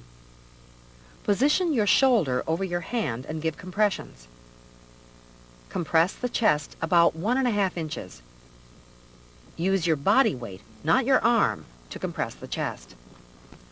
After 5 compressions, give 1 rescue breath. Repeat cycles of 5 compressions and 1 rescue breath for about 1 minute. 1 and 2 and 3 and 4 and Remember 5. to keep the child's head tilted back and take a breath. 1 and 2 and 3 and 4 and 5. Give a rescue breath lasting for about 1½ seconds. 1 and 2 and 3 and 4 and Watch 5. as the child's chest rises and falls. When giving compressions, keep your elbow locked and fingers off the chest. Keep the down and up motion as smooth as you can. The 5 compressions should take about 3 seconds. After about 1 minute of compressions and rescue breathing, recheck for signs of circulation, pulse, and breathing for no more than 10 seconds. Call 911 or your local emergency number if you have not already done so. If there is still no pulse, continue cycles of 5 compressions and 1 rescue breath, rechecking the pulse and signs of circulation every few minutes to determine any changes in the child's condition. Continue CPR until you feel a pulse, another trained responder or EMS arrives and takes over, you are too exhausted to continue, the scene becomes unsafe.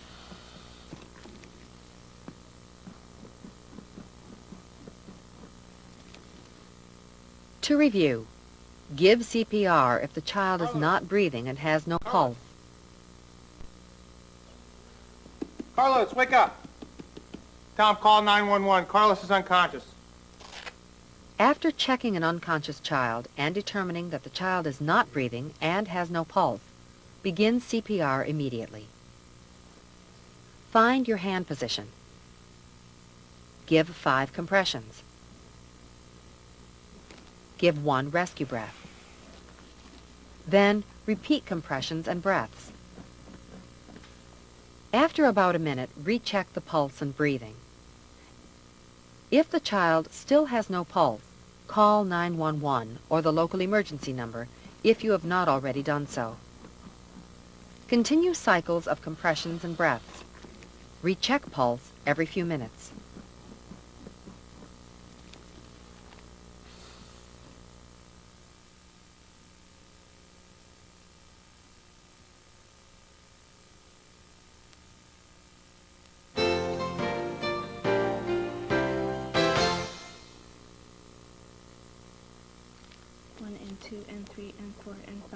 CPR is the care given to an infant who is not breathing and does not have a pulse. CPR stands for cardiopulmonary resuscitation.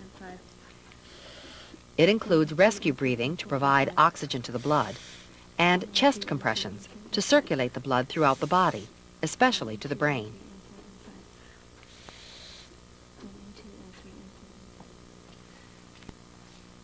Okay, I think we're ready to go. Ready to go, Zach? Zach? Zach, sweetie. Follow the emergency action steps. Check, call, care. First, check the scene for safety and clues about what may have caused the emergency. Check the infant for consciousness. Check by flicking the underside of the foot and gently tapping the infant's shoulder. If the infant does not respond, have someone call 911 or the local emergency number. Marcia, call 911. Something happened to Zach. He's unconscious. Keep in mind that if you are by yourself, provide 1 minute of care, then call 911. Apply basic precautions to reduce the risk of disease transmission. Use disposable gloves and a breathing barrier if immediately available. Ensure that the infant is on his or her back on a firm, flat surface, such as the floor or a table. Remember the ABCs: airway, breathing, circulation.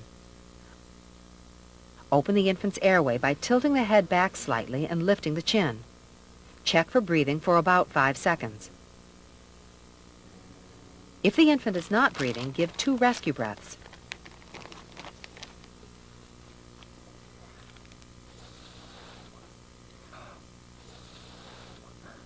Check for signs of circulation and pulse for no more than 10 seconds. If the infant is still not breathing and has no pulse, begin CPR. Place one hand on the infant's forehead and tilt the head back slightly to keep the airway open. Find the finger position on the infant's breastbone. Place 2 or 3 fingers on the breastbone just below an imaginary line connecting the nipples. Place your index finger on the breastbone just below this line. Place your next 2 fingers on the chest and raise your index finger. If you feel the notch at the end of the breastbone, move your fingers up a little bit toward the infant's head. Position your hand over your fingers and give compressions. Compress the chest about 1/2 to 1 inch. Give 5 compressions. Now give 1 rescue breath. Repeat about 19 more cycles of 5 compressions and 1 rescue breath. 1 and 2 and 3 and 4 and 5. Do the compressions in less than 3 seconds, at least 100 compressions per minute.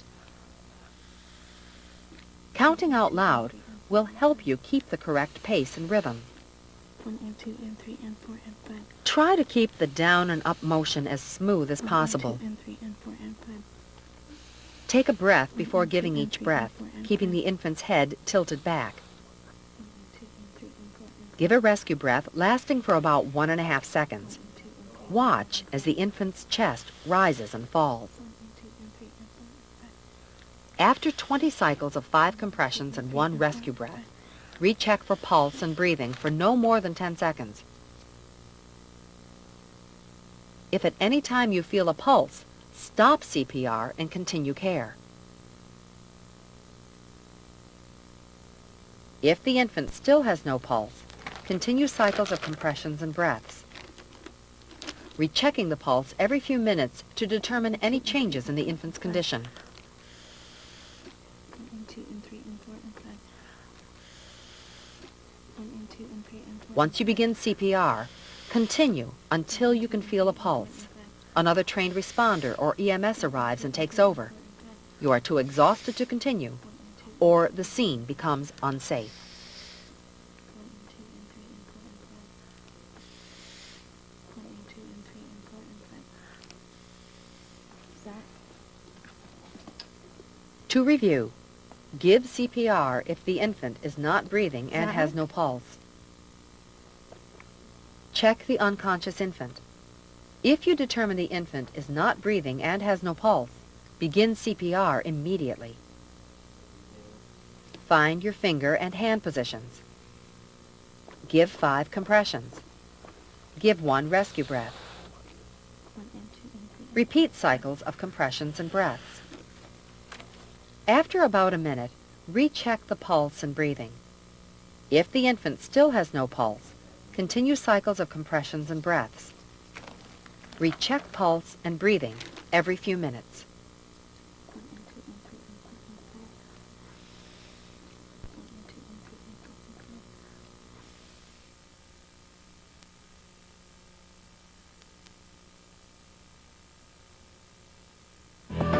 and 3 and 4 and 5. If you find that a person is bleeding severely, you must take steps to control the bleeding. Follow these steps. Cover the wound and press firmly.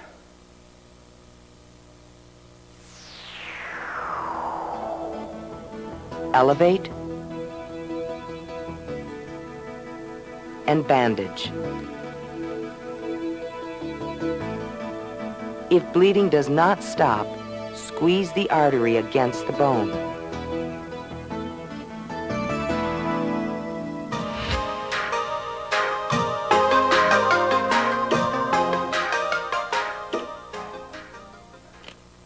Most bleeding will stop on its own within a few minutes, but severe bleeding must be controlled immediately. To begin, cover the wound with a sterile dressing or clean cloth and press firmly against the wound. Could you hold this for me? Then, elevate the body part, in this case, the leg. If possible, raise the wound above the level of the heart to help slow bleeding. Next, use a roller bandage to bandage the wound.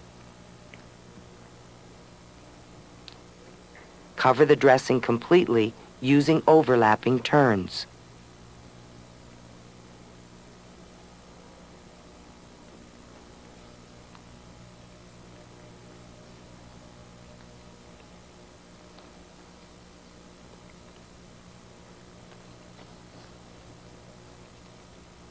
Secure the bandage by taping or tying off the end. If blood soaks through the bandage, place additional dressings on top of the first dressing and wrap with another bandage.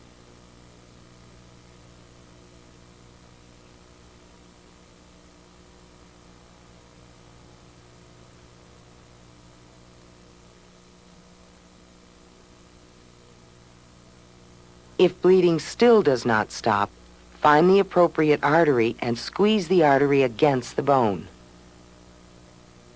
Major arteries carry blood from the heart to all parts of the body. Two of these arteries are the brachial arteries in the arms and the femoral arteries in the legs. Squeezing an artery against a bone will slow the flow of blood beyond that point. The point where you press on the artery is called a pressure point. There are 4 pressure points that are commonly used to help control bleeding. The pressure points for the arms are on the inside of the upper arm, midway between the shoulder and the elbow. For the legs, the pressure points are at the front of the leg where the hip bends. Watch again as this rescuer finds the femoral artery at the bend in the hip and uses the heel of her hand to squeeze the artery against the bone. Keep the leg elevated and maintain direct pressure on the wound and on the pressure point until medical help arrives. Following these steps will help to prevent infection and minimize shock. If the wound is on the victim's arm, steps for controlling bleeding are the same. Cover the wound and press firmly, elevate, and bandage.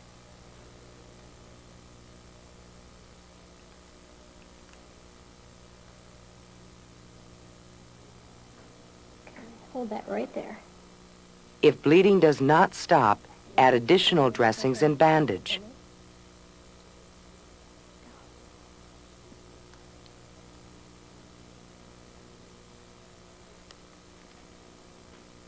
If bleeding still doesn't stop, squeeze the artery against the bone. In this case, use the brachial artery on the inside of the upper arm.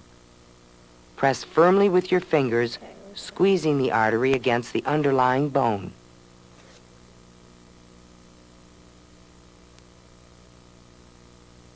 If a wound includes an object which is impaled in the body, do not remove the object. The object itself may be helping to stop the flow of blood. Removing the object may cause more damage and bleeding. Try to keep both the object and the body parts still to avoid further injury. Place dressings around the object. Press lightly against the wound. Place several bulky dressings around the object to keep it from moving.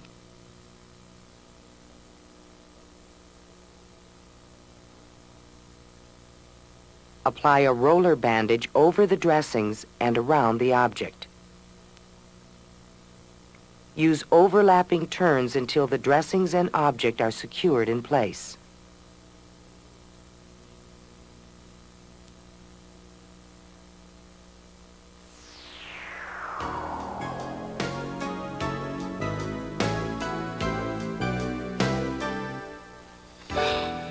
In review, to control external bleeding, follow these steps.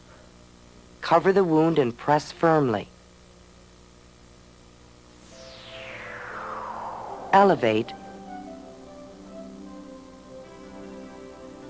and bandage.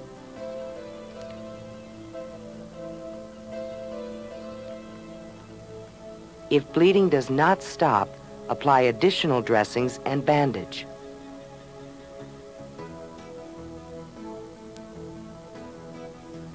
If bleeding still does not stop, squeeze the artery against the bone. Remember, controlling severe bleeding helps prevent infection and minimize shock. If the wound has an impaled object, follow the same steps and use bulky dressings to hold the object in place. Bandage around the object.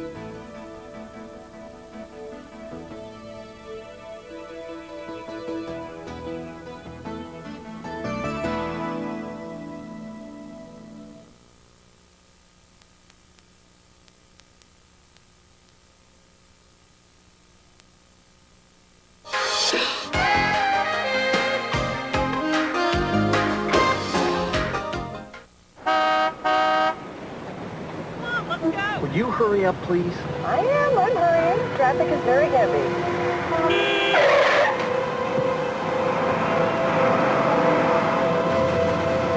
This idiot in front of you keeps weaving in and out. Right here? No, left, turn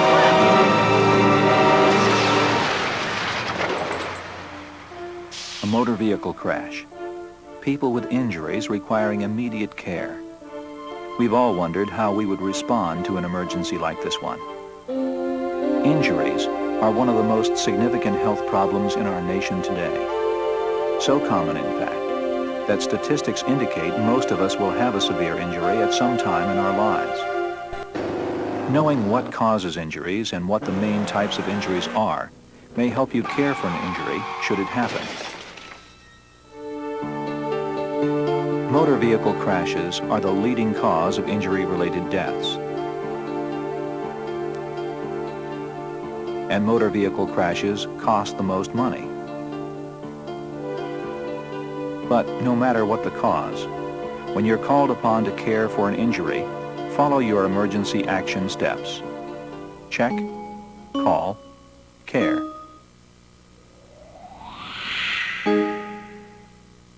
Check the scene for safety.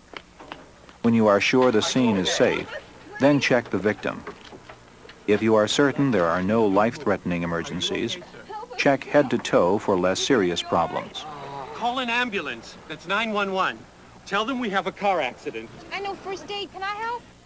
Call 911 or the local emergency number for an ambulance, and then give care for what you find until more advanced help arrives. Because the care you give depends on what you find, it's important to know what signs and symptoms of injuries to look for when you check the victim. There are two main types of injuries. Injuries to the skin and soft tissues, such as wounds or burns, and injuries to muscles, bones, and joints. Some wounds break the skin. They are easy to recognize because bleeding is visible. When a wound is open, germs can get in through the break in the skin and cause infection. Other wounds are not as obvious. An injury such as one caused by a fall from a height can cause bleeding under the skin where it is not visible. These closed wounds can be serious. What happened? He fell. So don't move. Lie still. Go to the sleeping bag. And my coat. So don't move. Lie still. When the cause of an injury is severe, you should suspect internal bleeding and check for these signs and symptoms. Tender, swollen, bruised, or hard areas of the body, such as the abdomen. Skin that feels cool or moist, or looks pale, ashen, or bluish. Vomiting or coughing up blood. Excessive thirst, becoming confused, faint, drowsy, or unconscious.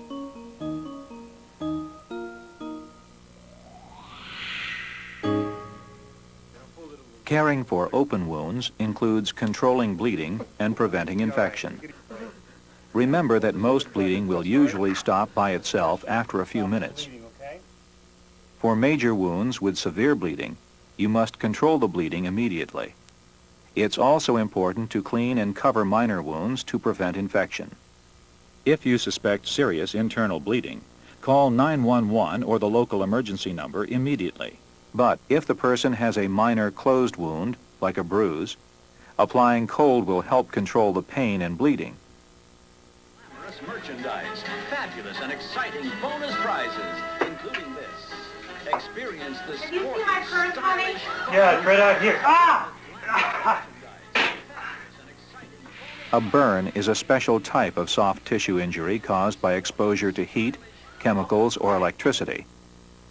Check the scene for safety, since burns caused by chemicals or electricity can be a danger to you. Burns by heat are the most common. There are 3 types of burns. Burns that may only affect the surface layers of the skin. Burns that are more severe, that form blisters and affect deeper layers of the skin. And the most severe burns, which can affect the skin and soft tissue down to the bone. Well, you don't mind if you drink I got flip-flops. You do? I bet they're pretty. I do too. You do?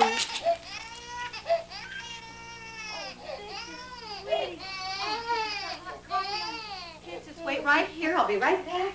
To care for a burn, follow these general steps. First, stop the burning. Then cool the burn with large amounts of cool water. And then cover it with dry, clean dressings to help prevent infection. You must call 911 or the local emergency number if the victim is a child or elderly person, or if the victim has difficulty breathing, has burns that cover more than one body part, has suspected burns to the airway, has burns to the head, neck, hands, feet, or genitals, or has burns from chemicals, explosions, or electricity. If the burn is caused by chemicals, flush the burned area with cool running water to stop the burning and cool the burn. If the burn is electrical, check for life-threatening conditions. If there are none, cover the burn and care for the victim until EMS personnel arrive. A second type of injury is an injury to a muscle, bone, or joint. Muscles can be strained, bones can be broken, and joints can be sprained or dislocated. Most muscle, bone, or joint injuries are painful, but may or may not be serious. Can you walk? I don't think so. Always suspect a serious muscle, bone, or joint injury when the following signs or symptoms are present.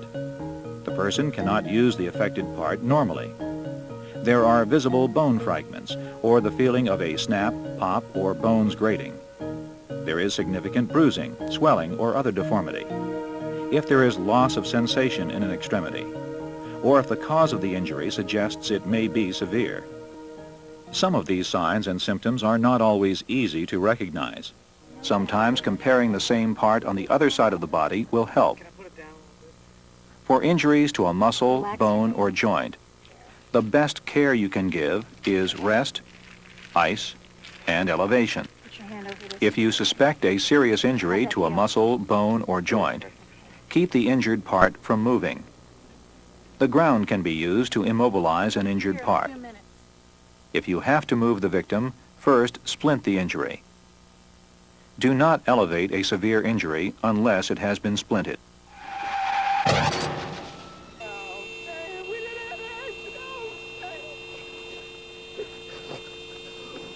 In any serious injury, shock is likely to develop. I didn't see him. How you feeling, sir? Did you hit your head? Are you hurt anywhere?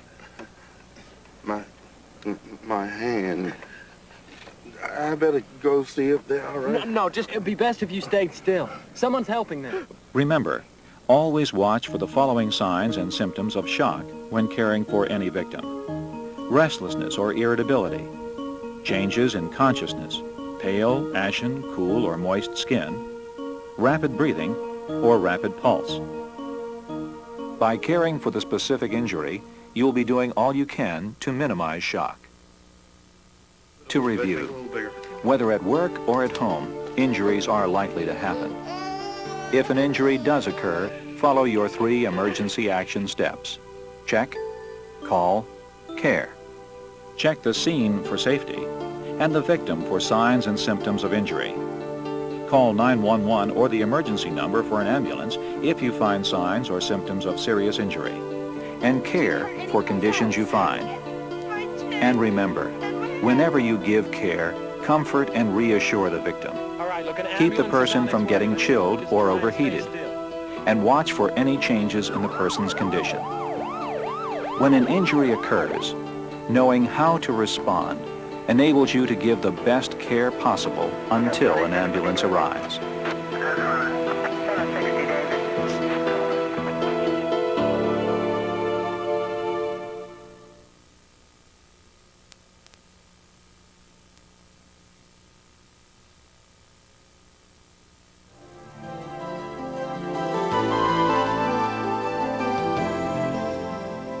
When you suspect that a person has an injury to a muscle, bone, or joint, you may have to splint the injury.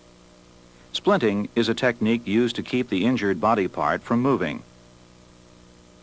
A splint can be anatomic, soft, or rigid. An anatomic splint uses another part of the victim's body to immobilize an injured area. For instance, a leg can be splinted to a leg, a finger to a finger, or an arm to the chest. A soft splint can be a folded blanket or towel or a pillow. Soft splints can be easily shaped to fit around an injured area. A triangular bandage, when tied as a sling, is another kind of soft splint used to support the arm. A rigid splint can be a board, magazine, cardboard, or newspaper. Any of these methods can be used to minimize movement. The method you choose will depend on the materials available and the location of the injury. Try to splint an injury in the position you find it. A splint should include the areas above and below the site of the injury. For example, if the injury is to a joint, immobilize the bones above and below the joint. If the injury is to a bone, immobilize the joints above and below that bone. No matter what splinting method you choose, always follow these steps. Support the injured area. Check for feeling, warmth, and color. Place the splint. Tie the splint in place. And recheck feeling, warmth, and color.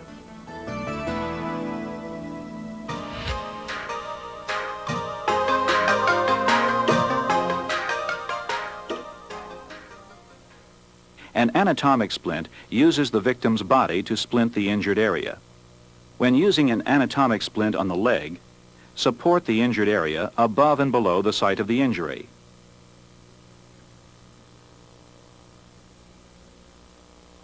If the injured leg is against the ground is supporting the injured area. Check for feeling, warmth, and color. Find out if the person has feeling in her toes and if the skin is warm or cool. To place the splint, thread several folded triangular bandages under the injured leg. Guide each triangular bandage through the gap under either the knee or ankle and slide it into position. This will help minimize movement of the injured leg. Place the folded triangular bandages above and below the site of the injury.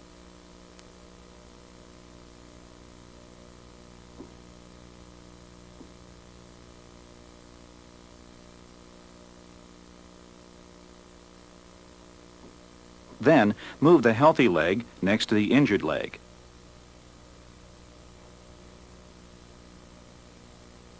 Tie the splint in place by tying the ends of each bandage together.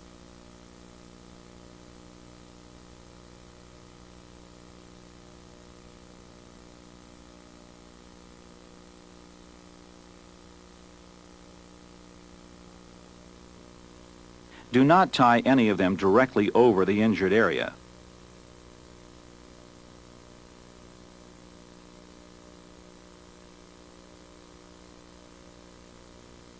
Finally, make sure the splint is not too tight. Recheck for feeling, warmth, and color. How does that feel? If the person has lost feeling in her toes, or if her skin has become cool or pale, loosen the splint a little. Other parts of the body can also be used as anatomic splints. For instance, an injured finger can be splinted to another finger. Or an injured arm can be splinted to the chest. Binding the arm to the chest is also an effective way of immobilizing injuries to the shoulder, ribs, or chest.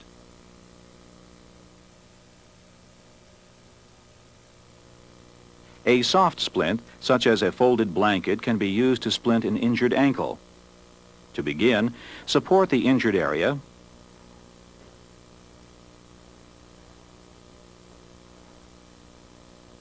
check for feeling, warmth, and color below the injury. Can you feel that? If the victim is wearing a shoe, you will only be able to check for feeling.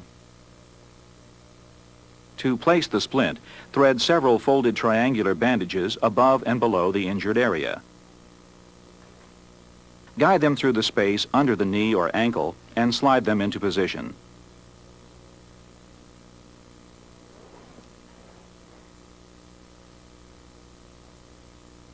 Place 2 above the ankle and 1 at the heel.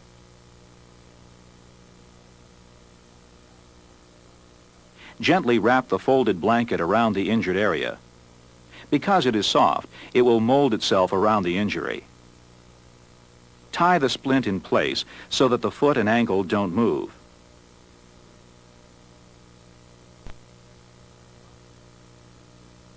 Finally, recheck for feeling, warmth, and color to make sure the splint is not too tight. Can you feel that?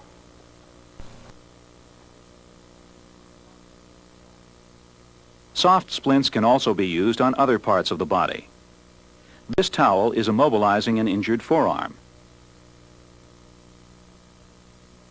An injured hand can be immobilized by placing a roll of gauze into the palm and then carefully wrapping the whole fist with a roller bandage.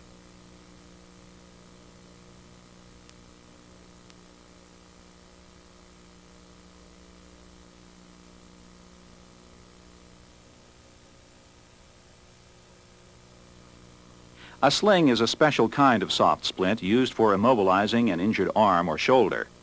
To begin, support the injured area. If possible, have the victim help you. Feel the fingers to check for feeling, warmth, and color. To place the sling, thread one end of a triangular bandage under the injured arm and over the uninjured shoulder.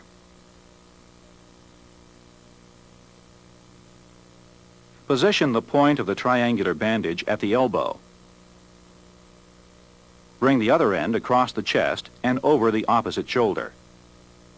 Tie the ends of the sling at the side of the neck.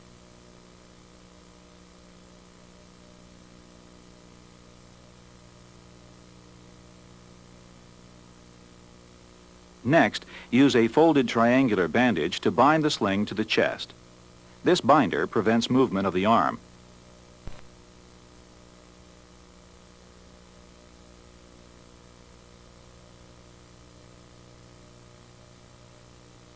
Finally, recheck the fingers for feeling, warmth, and color to make sure the splint is not too tight. How does that feel? It's secure. A rigid splint, such as a padded board, can be used to immobilize an injured forearm. To begin, support the injured area. If possible, have the victim help you. Check feeling, warmth, and color at a site below the injury. In this case, check the hand and fingers. Next, place the splint so that it supports the areas above and below the injury. Patting the palm keeps the hand in a natural position. Next, tie the splint in place.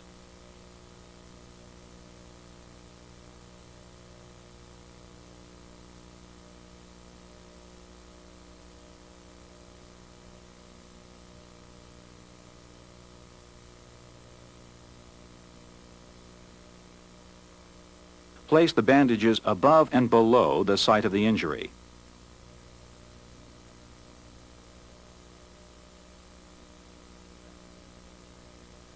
Then, recheck feeling, warmth, and color to be sure the bandages are not too tight.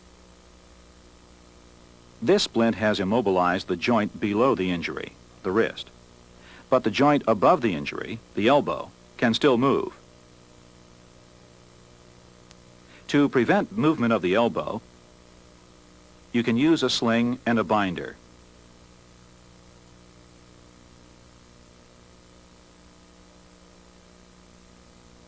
Again, recheck feeling, warmth, and color to make sure the splint is not too tight. Rigid splints can also be used to immobilize other parts of the body, like an injured leg or an injured finger.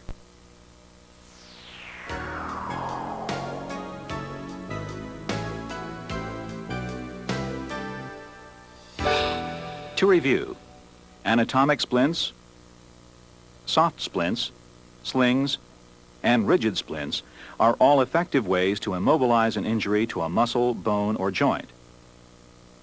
Try to splint the injury in the position you find it. Splint above and below the injured area. Follow these basic steps. Support the injured area. Check for feeling, warmth, and color. Place the splint. Tie the splint in place. And recheck feeling, warmth, and color.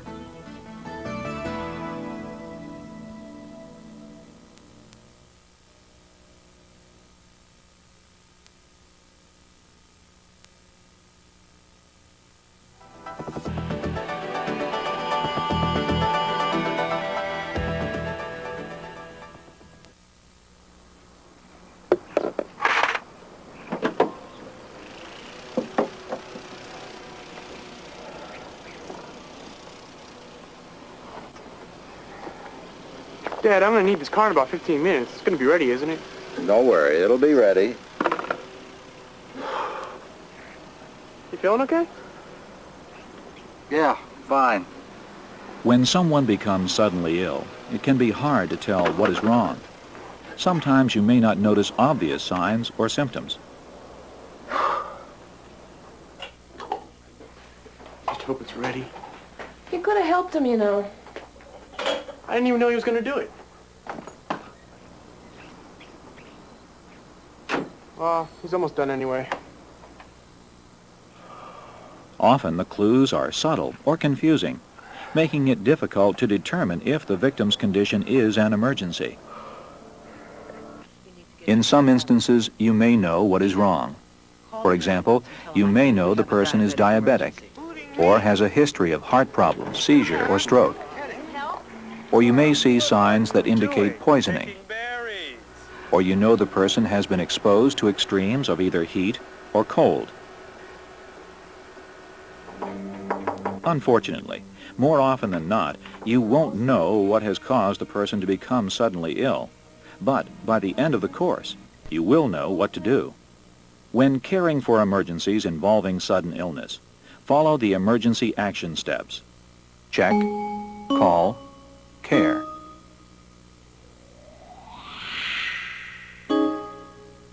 Here he is. First, check the scene and the victim. Look around the environment. Try and figure out what the victim was doing. Take in the whole picture. Then, check the victim. When a person becomes suddenly ill, he or she often looks and feels ill. The person may be able to tell you what is wrong. Learn to recognize these signs and symptoms. Feeling lightheaded, dizzy, confused, or weak. Changes in skin color with pale or flushed skin or sweating. Nausea or vomiting. Diarrhea. Some sudden illnesses may also include changes in consciousness, seizure, paralysis or inability to move, slurred speech, difficulty seeing, severe headache, breathing difficulty, persistent pressure or pain. Sometimes these signs and symptoms come and go, making it difficult to know whether to call for an ambulance. Dad just fell. What? Dad! Dad! Call 911. When the signs and symptoms are obvious, it is critical that you call 911 right away. It's often the most important action you can take to help the victim. Yes, I need an ambulance. Always call if the victim is unconscious, unusually confused, or seems to be losing consciousness, has trouble breathing or is breathing in a strange way, has persistent chest pain or pressure, has pressure or pain in the abdomen that does not go away, is vomiting or passing blood, has seizures, severe headaches or slurred speech, or appears to have been poisoned. Then,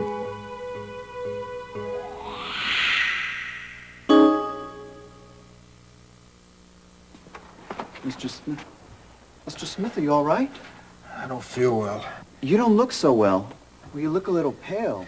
care for sudden illness by following these general guidelines. Do your time, maybe? Good idea. Help the victim rest comfortably. Okay, can I get you anything? I'm cold. Keep the victim from getting chilled or overheated. Reassure the victim. Keep you warm a little bit. Watch for changes in consciousness and breathing. Water, maybe. Give food or liquid only if the victim is fully conscious. Maybe if you, just took a few minutes and relaxed. Ask if the victim has any medical conditions or is taking any medication. That's much better, thanks. Yeah, all right. Hi, Doris. Oh, hi, Ann. Take a look at this picture of my niece. Isn't she cute? Oh, look at her. She is cute. Yeah. This is an adorable picture. I like that outfit. I'm feeling dizzy. What's the matter? Ann! In certain situations, you may know what has caused the person to become ill. Ann. Situations like these may require specific care. Ann, are you okay? Did I faint? Yeah, you did. But you lie still for a moment. I'm going to get something to put under your feet. If you suspect the person has fainted, position them on the back and elevate the feet 8 to 10 inches. There. All right. Now go roll you over. If the person feels sick to their stomach or vomits, roll him or her to the side to keep the airway clear. If you suspect an injury to the head, neck, or back, do not move the person unless absolutely necessary. I'm sorry, Coach. I just can't seem to get things going today. Paul, are you feeling okay? No, I have a bad headache. Did you eat today? No, I didn't get a chance to because I had a final. Did you take your medication? Yes. You will only know if a person is having a diabetic emergency if you are told or if you know of the person's condition. To care for a diabetic emergency, give the person some form of sugar.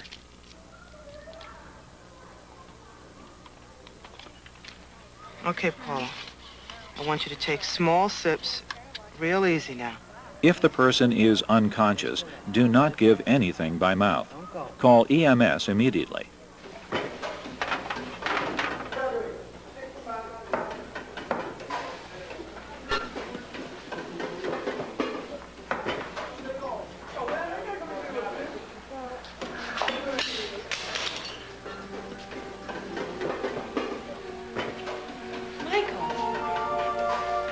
Michael? What's wrong? Can you hear me? Unlike a diabetic emergency, a seizure usually has clear signs and symptoms. There may be a sudden rise or lowering of body temperature, a change in consciousness, a rhythmic jerking of the head and limbs, urinating or defecating, confusion or drowsiness. The person may cry out, become rigid, hold the breath, or the eyes may roll upward. If the person is having a seizure, cushion the victim's head using folded clothing or a towel to make a small pillow. Do not hold or restrain the person or place anything between the victim's teeth. Remove any nearby objects that might cause injury.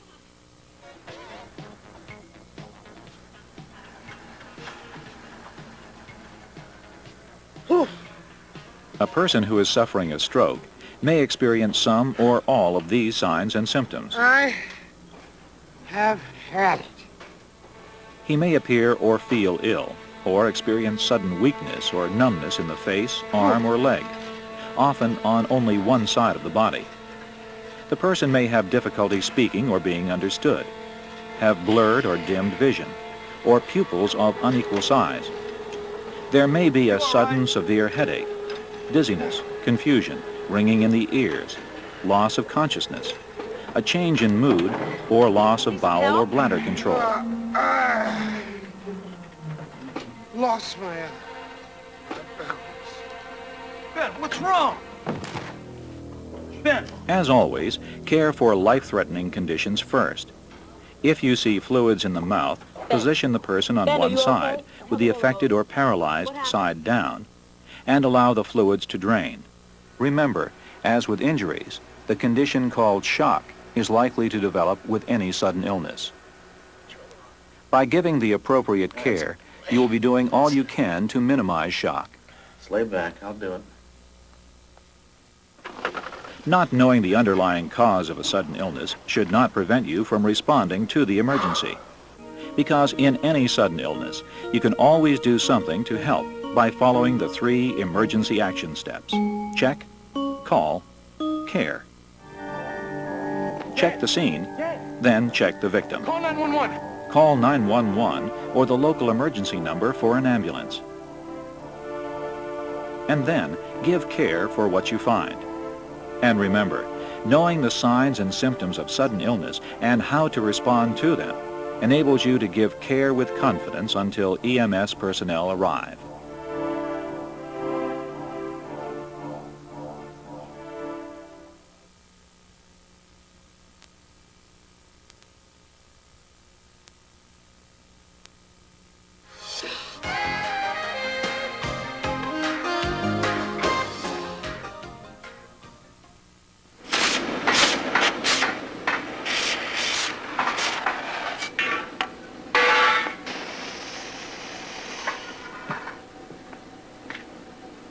We get another 4 hours worth of work.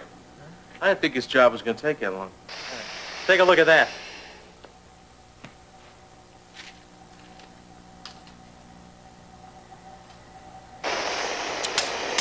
RD, I hope you don't mind the heat. What's the matter? It's an inch too long. No, you're kidding me. Let's see, you want a drink of water? I'm all right.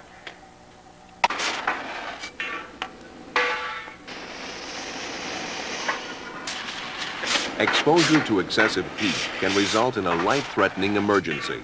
A heat emergency occurs when the body is not cooled effectively. Stand this heat. Here's a practice. You want to take a break? No, I'm all right. Hey, you really ought to take a break. It's getting awful hot in here. I want to get this done. I'm not really thirsty. Okay. I'll be back in 10. All right.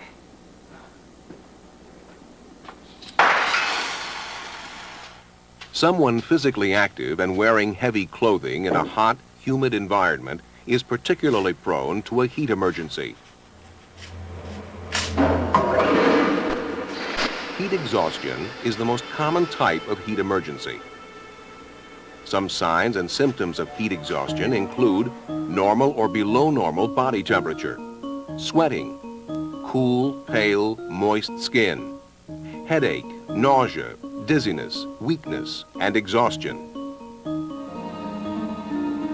If not cared for promptly, heat exhaustion can progress quickly to a life-threatening emergency called heat stroke. Signs and symptoms of heat stroke include a change in the level of consciousness, high body temperature, and red, hot skin, which can be either dry or moist. The pulse may be rapid or weak, and breathing is often rapid and shallow. Easy, easy, take it easy. If you Easy. suspect someone is suffering from heat exhaustion, provide care immediately. To cool the victim, remove him from the hot environment. Okay, just try to help me. Don't get up. Don't get up. Loosen or remove clothing.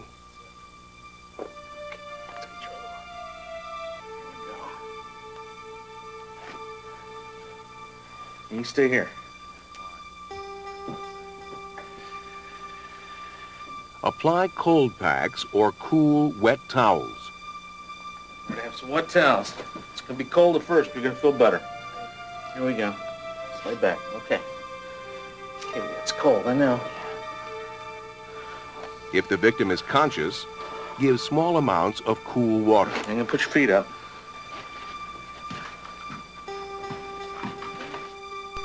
Take steps to minimize shock. It's all right, champ. Just overdid it. Got a little too hot. Monitor the person's condition, call EMS, and continue care until medical professionals arrive and take over. I'm gonna call an ambulance. Now lie still. Yeah, I need an ambulance. Don't worry, RD, you're gonna be fine.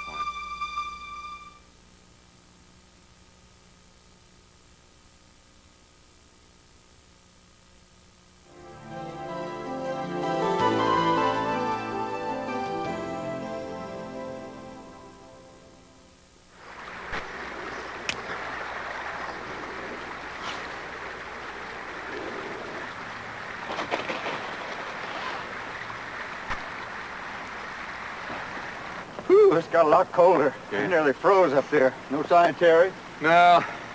Let's wait a little bit longer for him, see if he shows up. Hey, you want some coffee? I got a little bit left. It'd be great.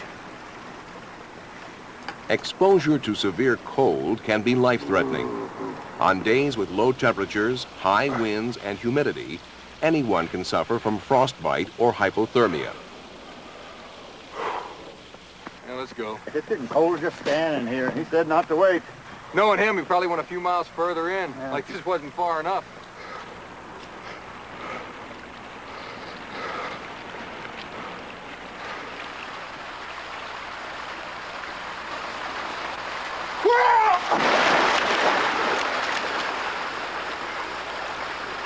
Man, I can't believe this. Oh.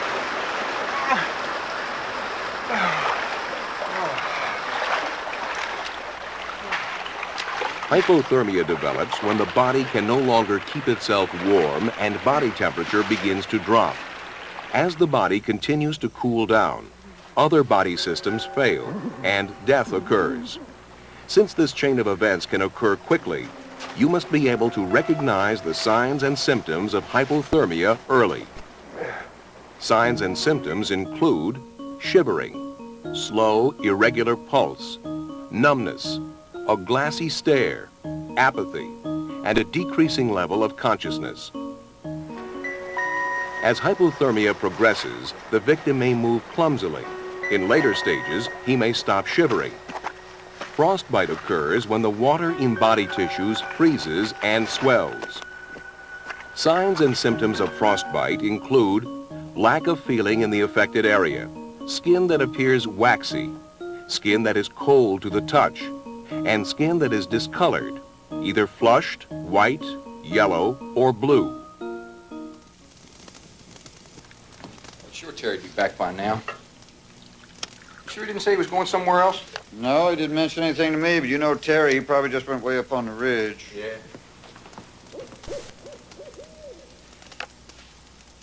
Wait a minute, there he is. Look at him. He's staggering around like a drunken fool. What? Terry never drinks while he's hunting. Something's wrong. Yeah, I think you're right. Hey, Terry, where you been? You had us worried. Without proper care, a hypothermia victim will gradually lose consciousness. Pulse and breathing will slow down, and the victim will eventually die. We gotta get the rest of these wet clothes off of him. Yeah, get his pants off before he's sitting down. Okay, you got it? I got him. Fellas, that warm. All right. I know you did, buddy. Sitting down. Care for hypothermia must begin immediately. Get the victim out of the cold and into dry clothing. Then warm the body slowly. Okay. And, see if you can find some sleeping bags, blankets, something.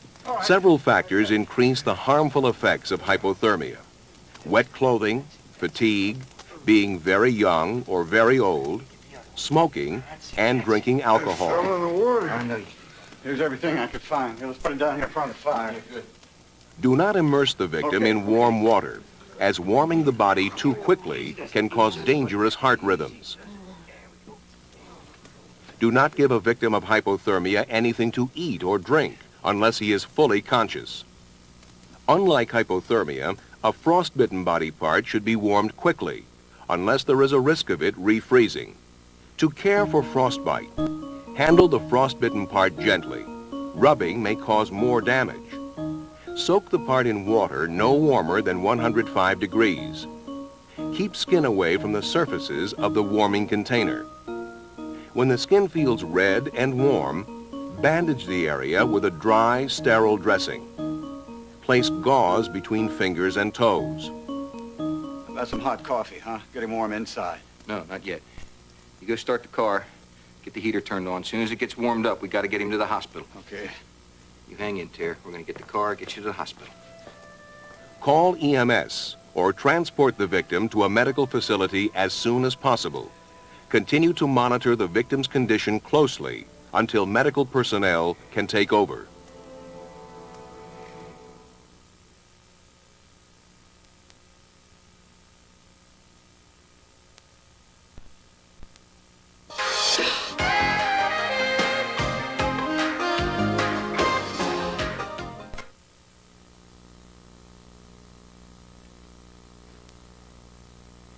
In most cases, you can care for a victim where they are. But in some situations, you may need to move the victim before you can give care.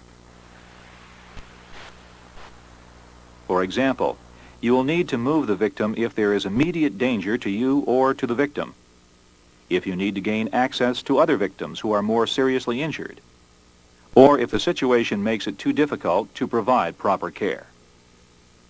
There are several techniques you can use. They fall into three categories: assists, carries, and drags. The technique you choose will depend on your size and strength, the victim's size and weight, the injury, and the situation. Each technique has two basic steps: support the victim and move the victim.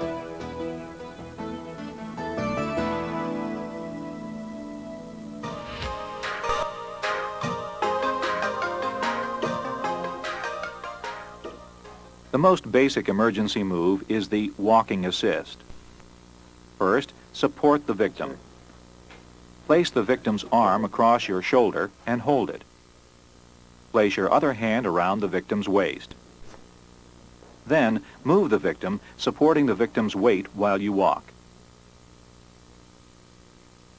A second rescuer can assist by supporting the victim in the same way from the other side.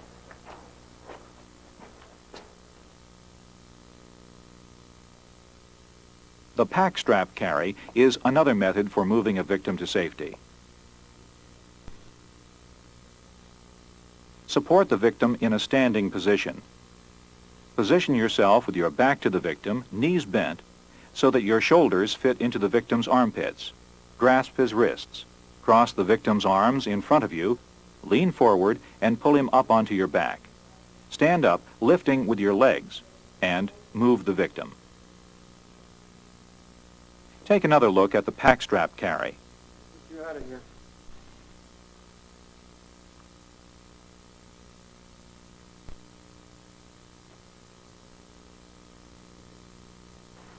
The two-person seat carry can be used when two rescuers are available. Begin by placing the victim's arms around your necks. Each of you places one arm across the victim's back and the other arm under the victim's thighs, securely interlocking forearms. Support the victim and together lift and move the victim. Watch the two-person seat carry again.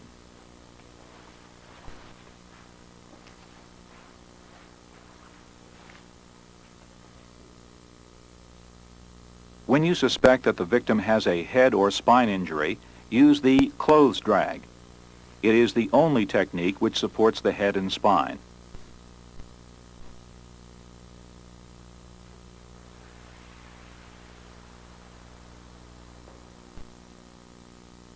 Begin by positioning the victim on her back. Support the victim by gathering the clothing behind the head and neck. Move the victim by pulling on her clothing and dragging her. Here's another look at the clothes drag.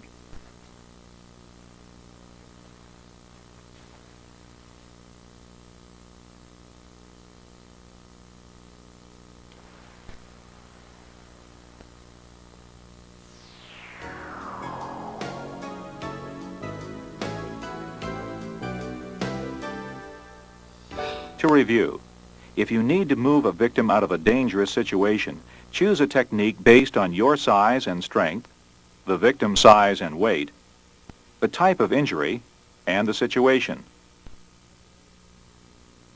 Remember to support the victim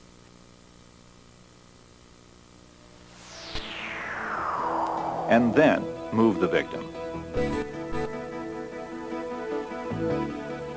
Always lift with your legs, not your back. And if you suspect an injury to the head or spine, use the clothes drag.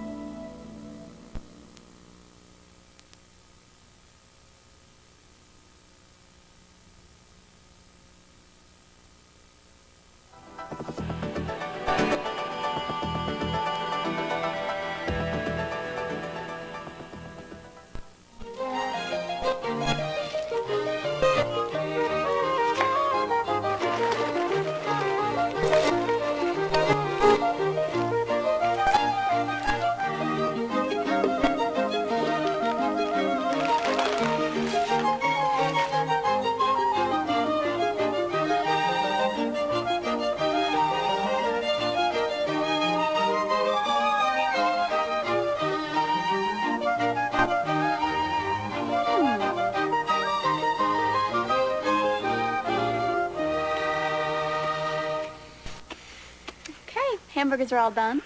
You finally got that sauce tasting right. Help! Did you hear somebody calling for help? Help! My grandma! Help! Next door is Mrs. Johnson. Help! She lives alone. Over there. Help! Help! What happened? I don't know. I just found her like this. What do you think we should do?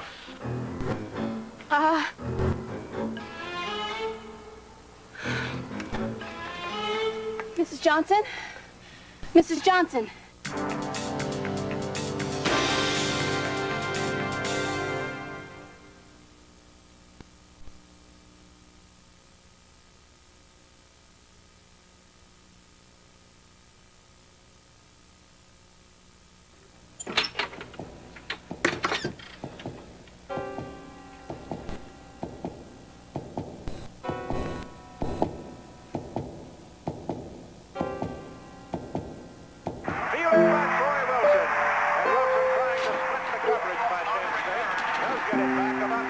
Feeling any better?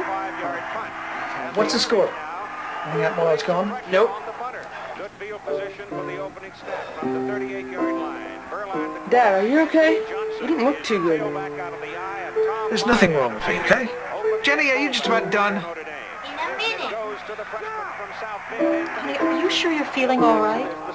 Sure, I'm sure. Jenny, stop playing. Okay.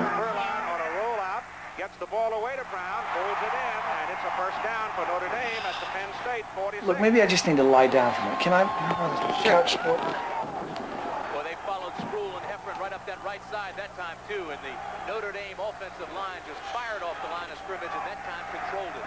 Mark Green is coming in at the tailback position for the Irish, replacing Johnson. Maybe we should call the doctor. Oh, don't be silly. Mom, I'm going over to Barb's, okay? No, honey, not now. What's wrong with Dad?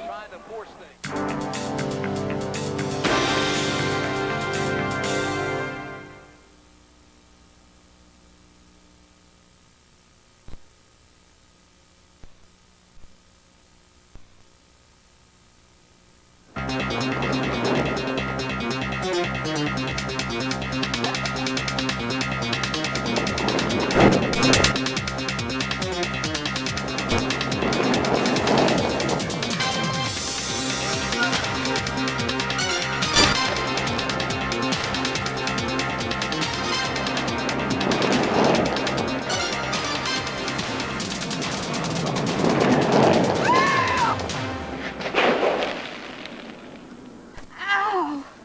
Oh, You all right? my arm, it hurts.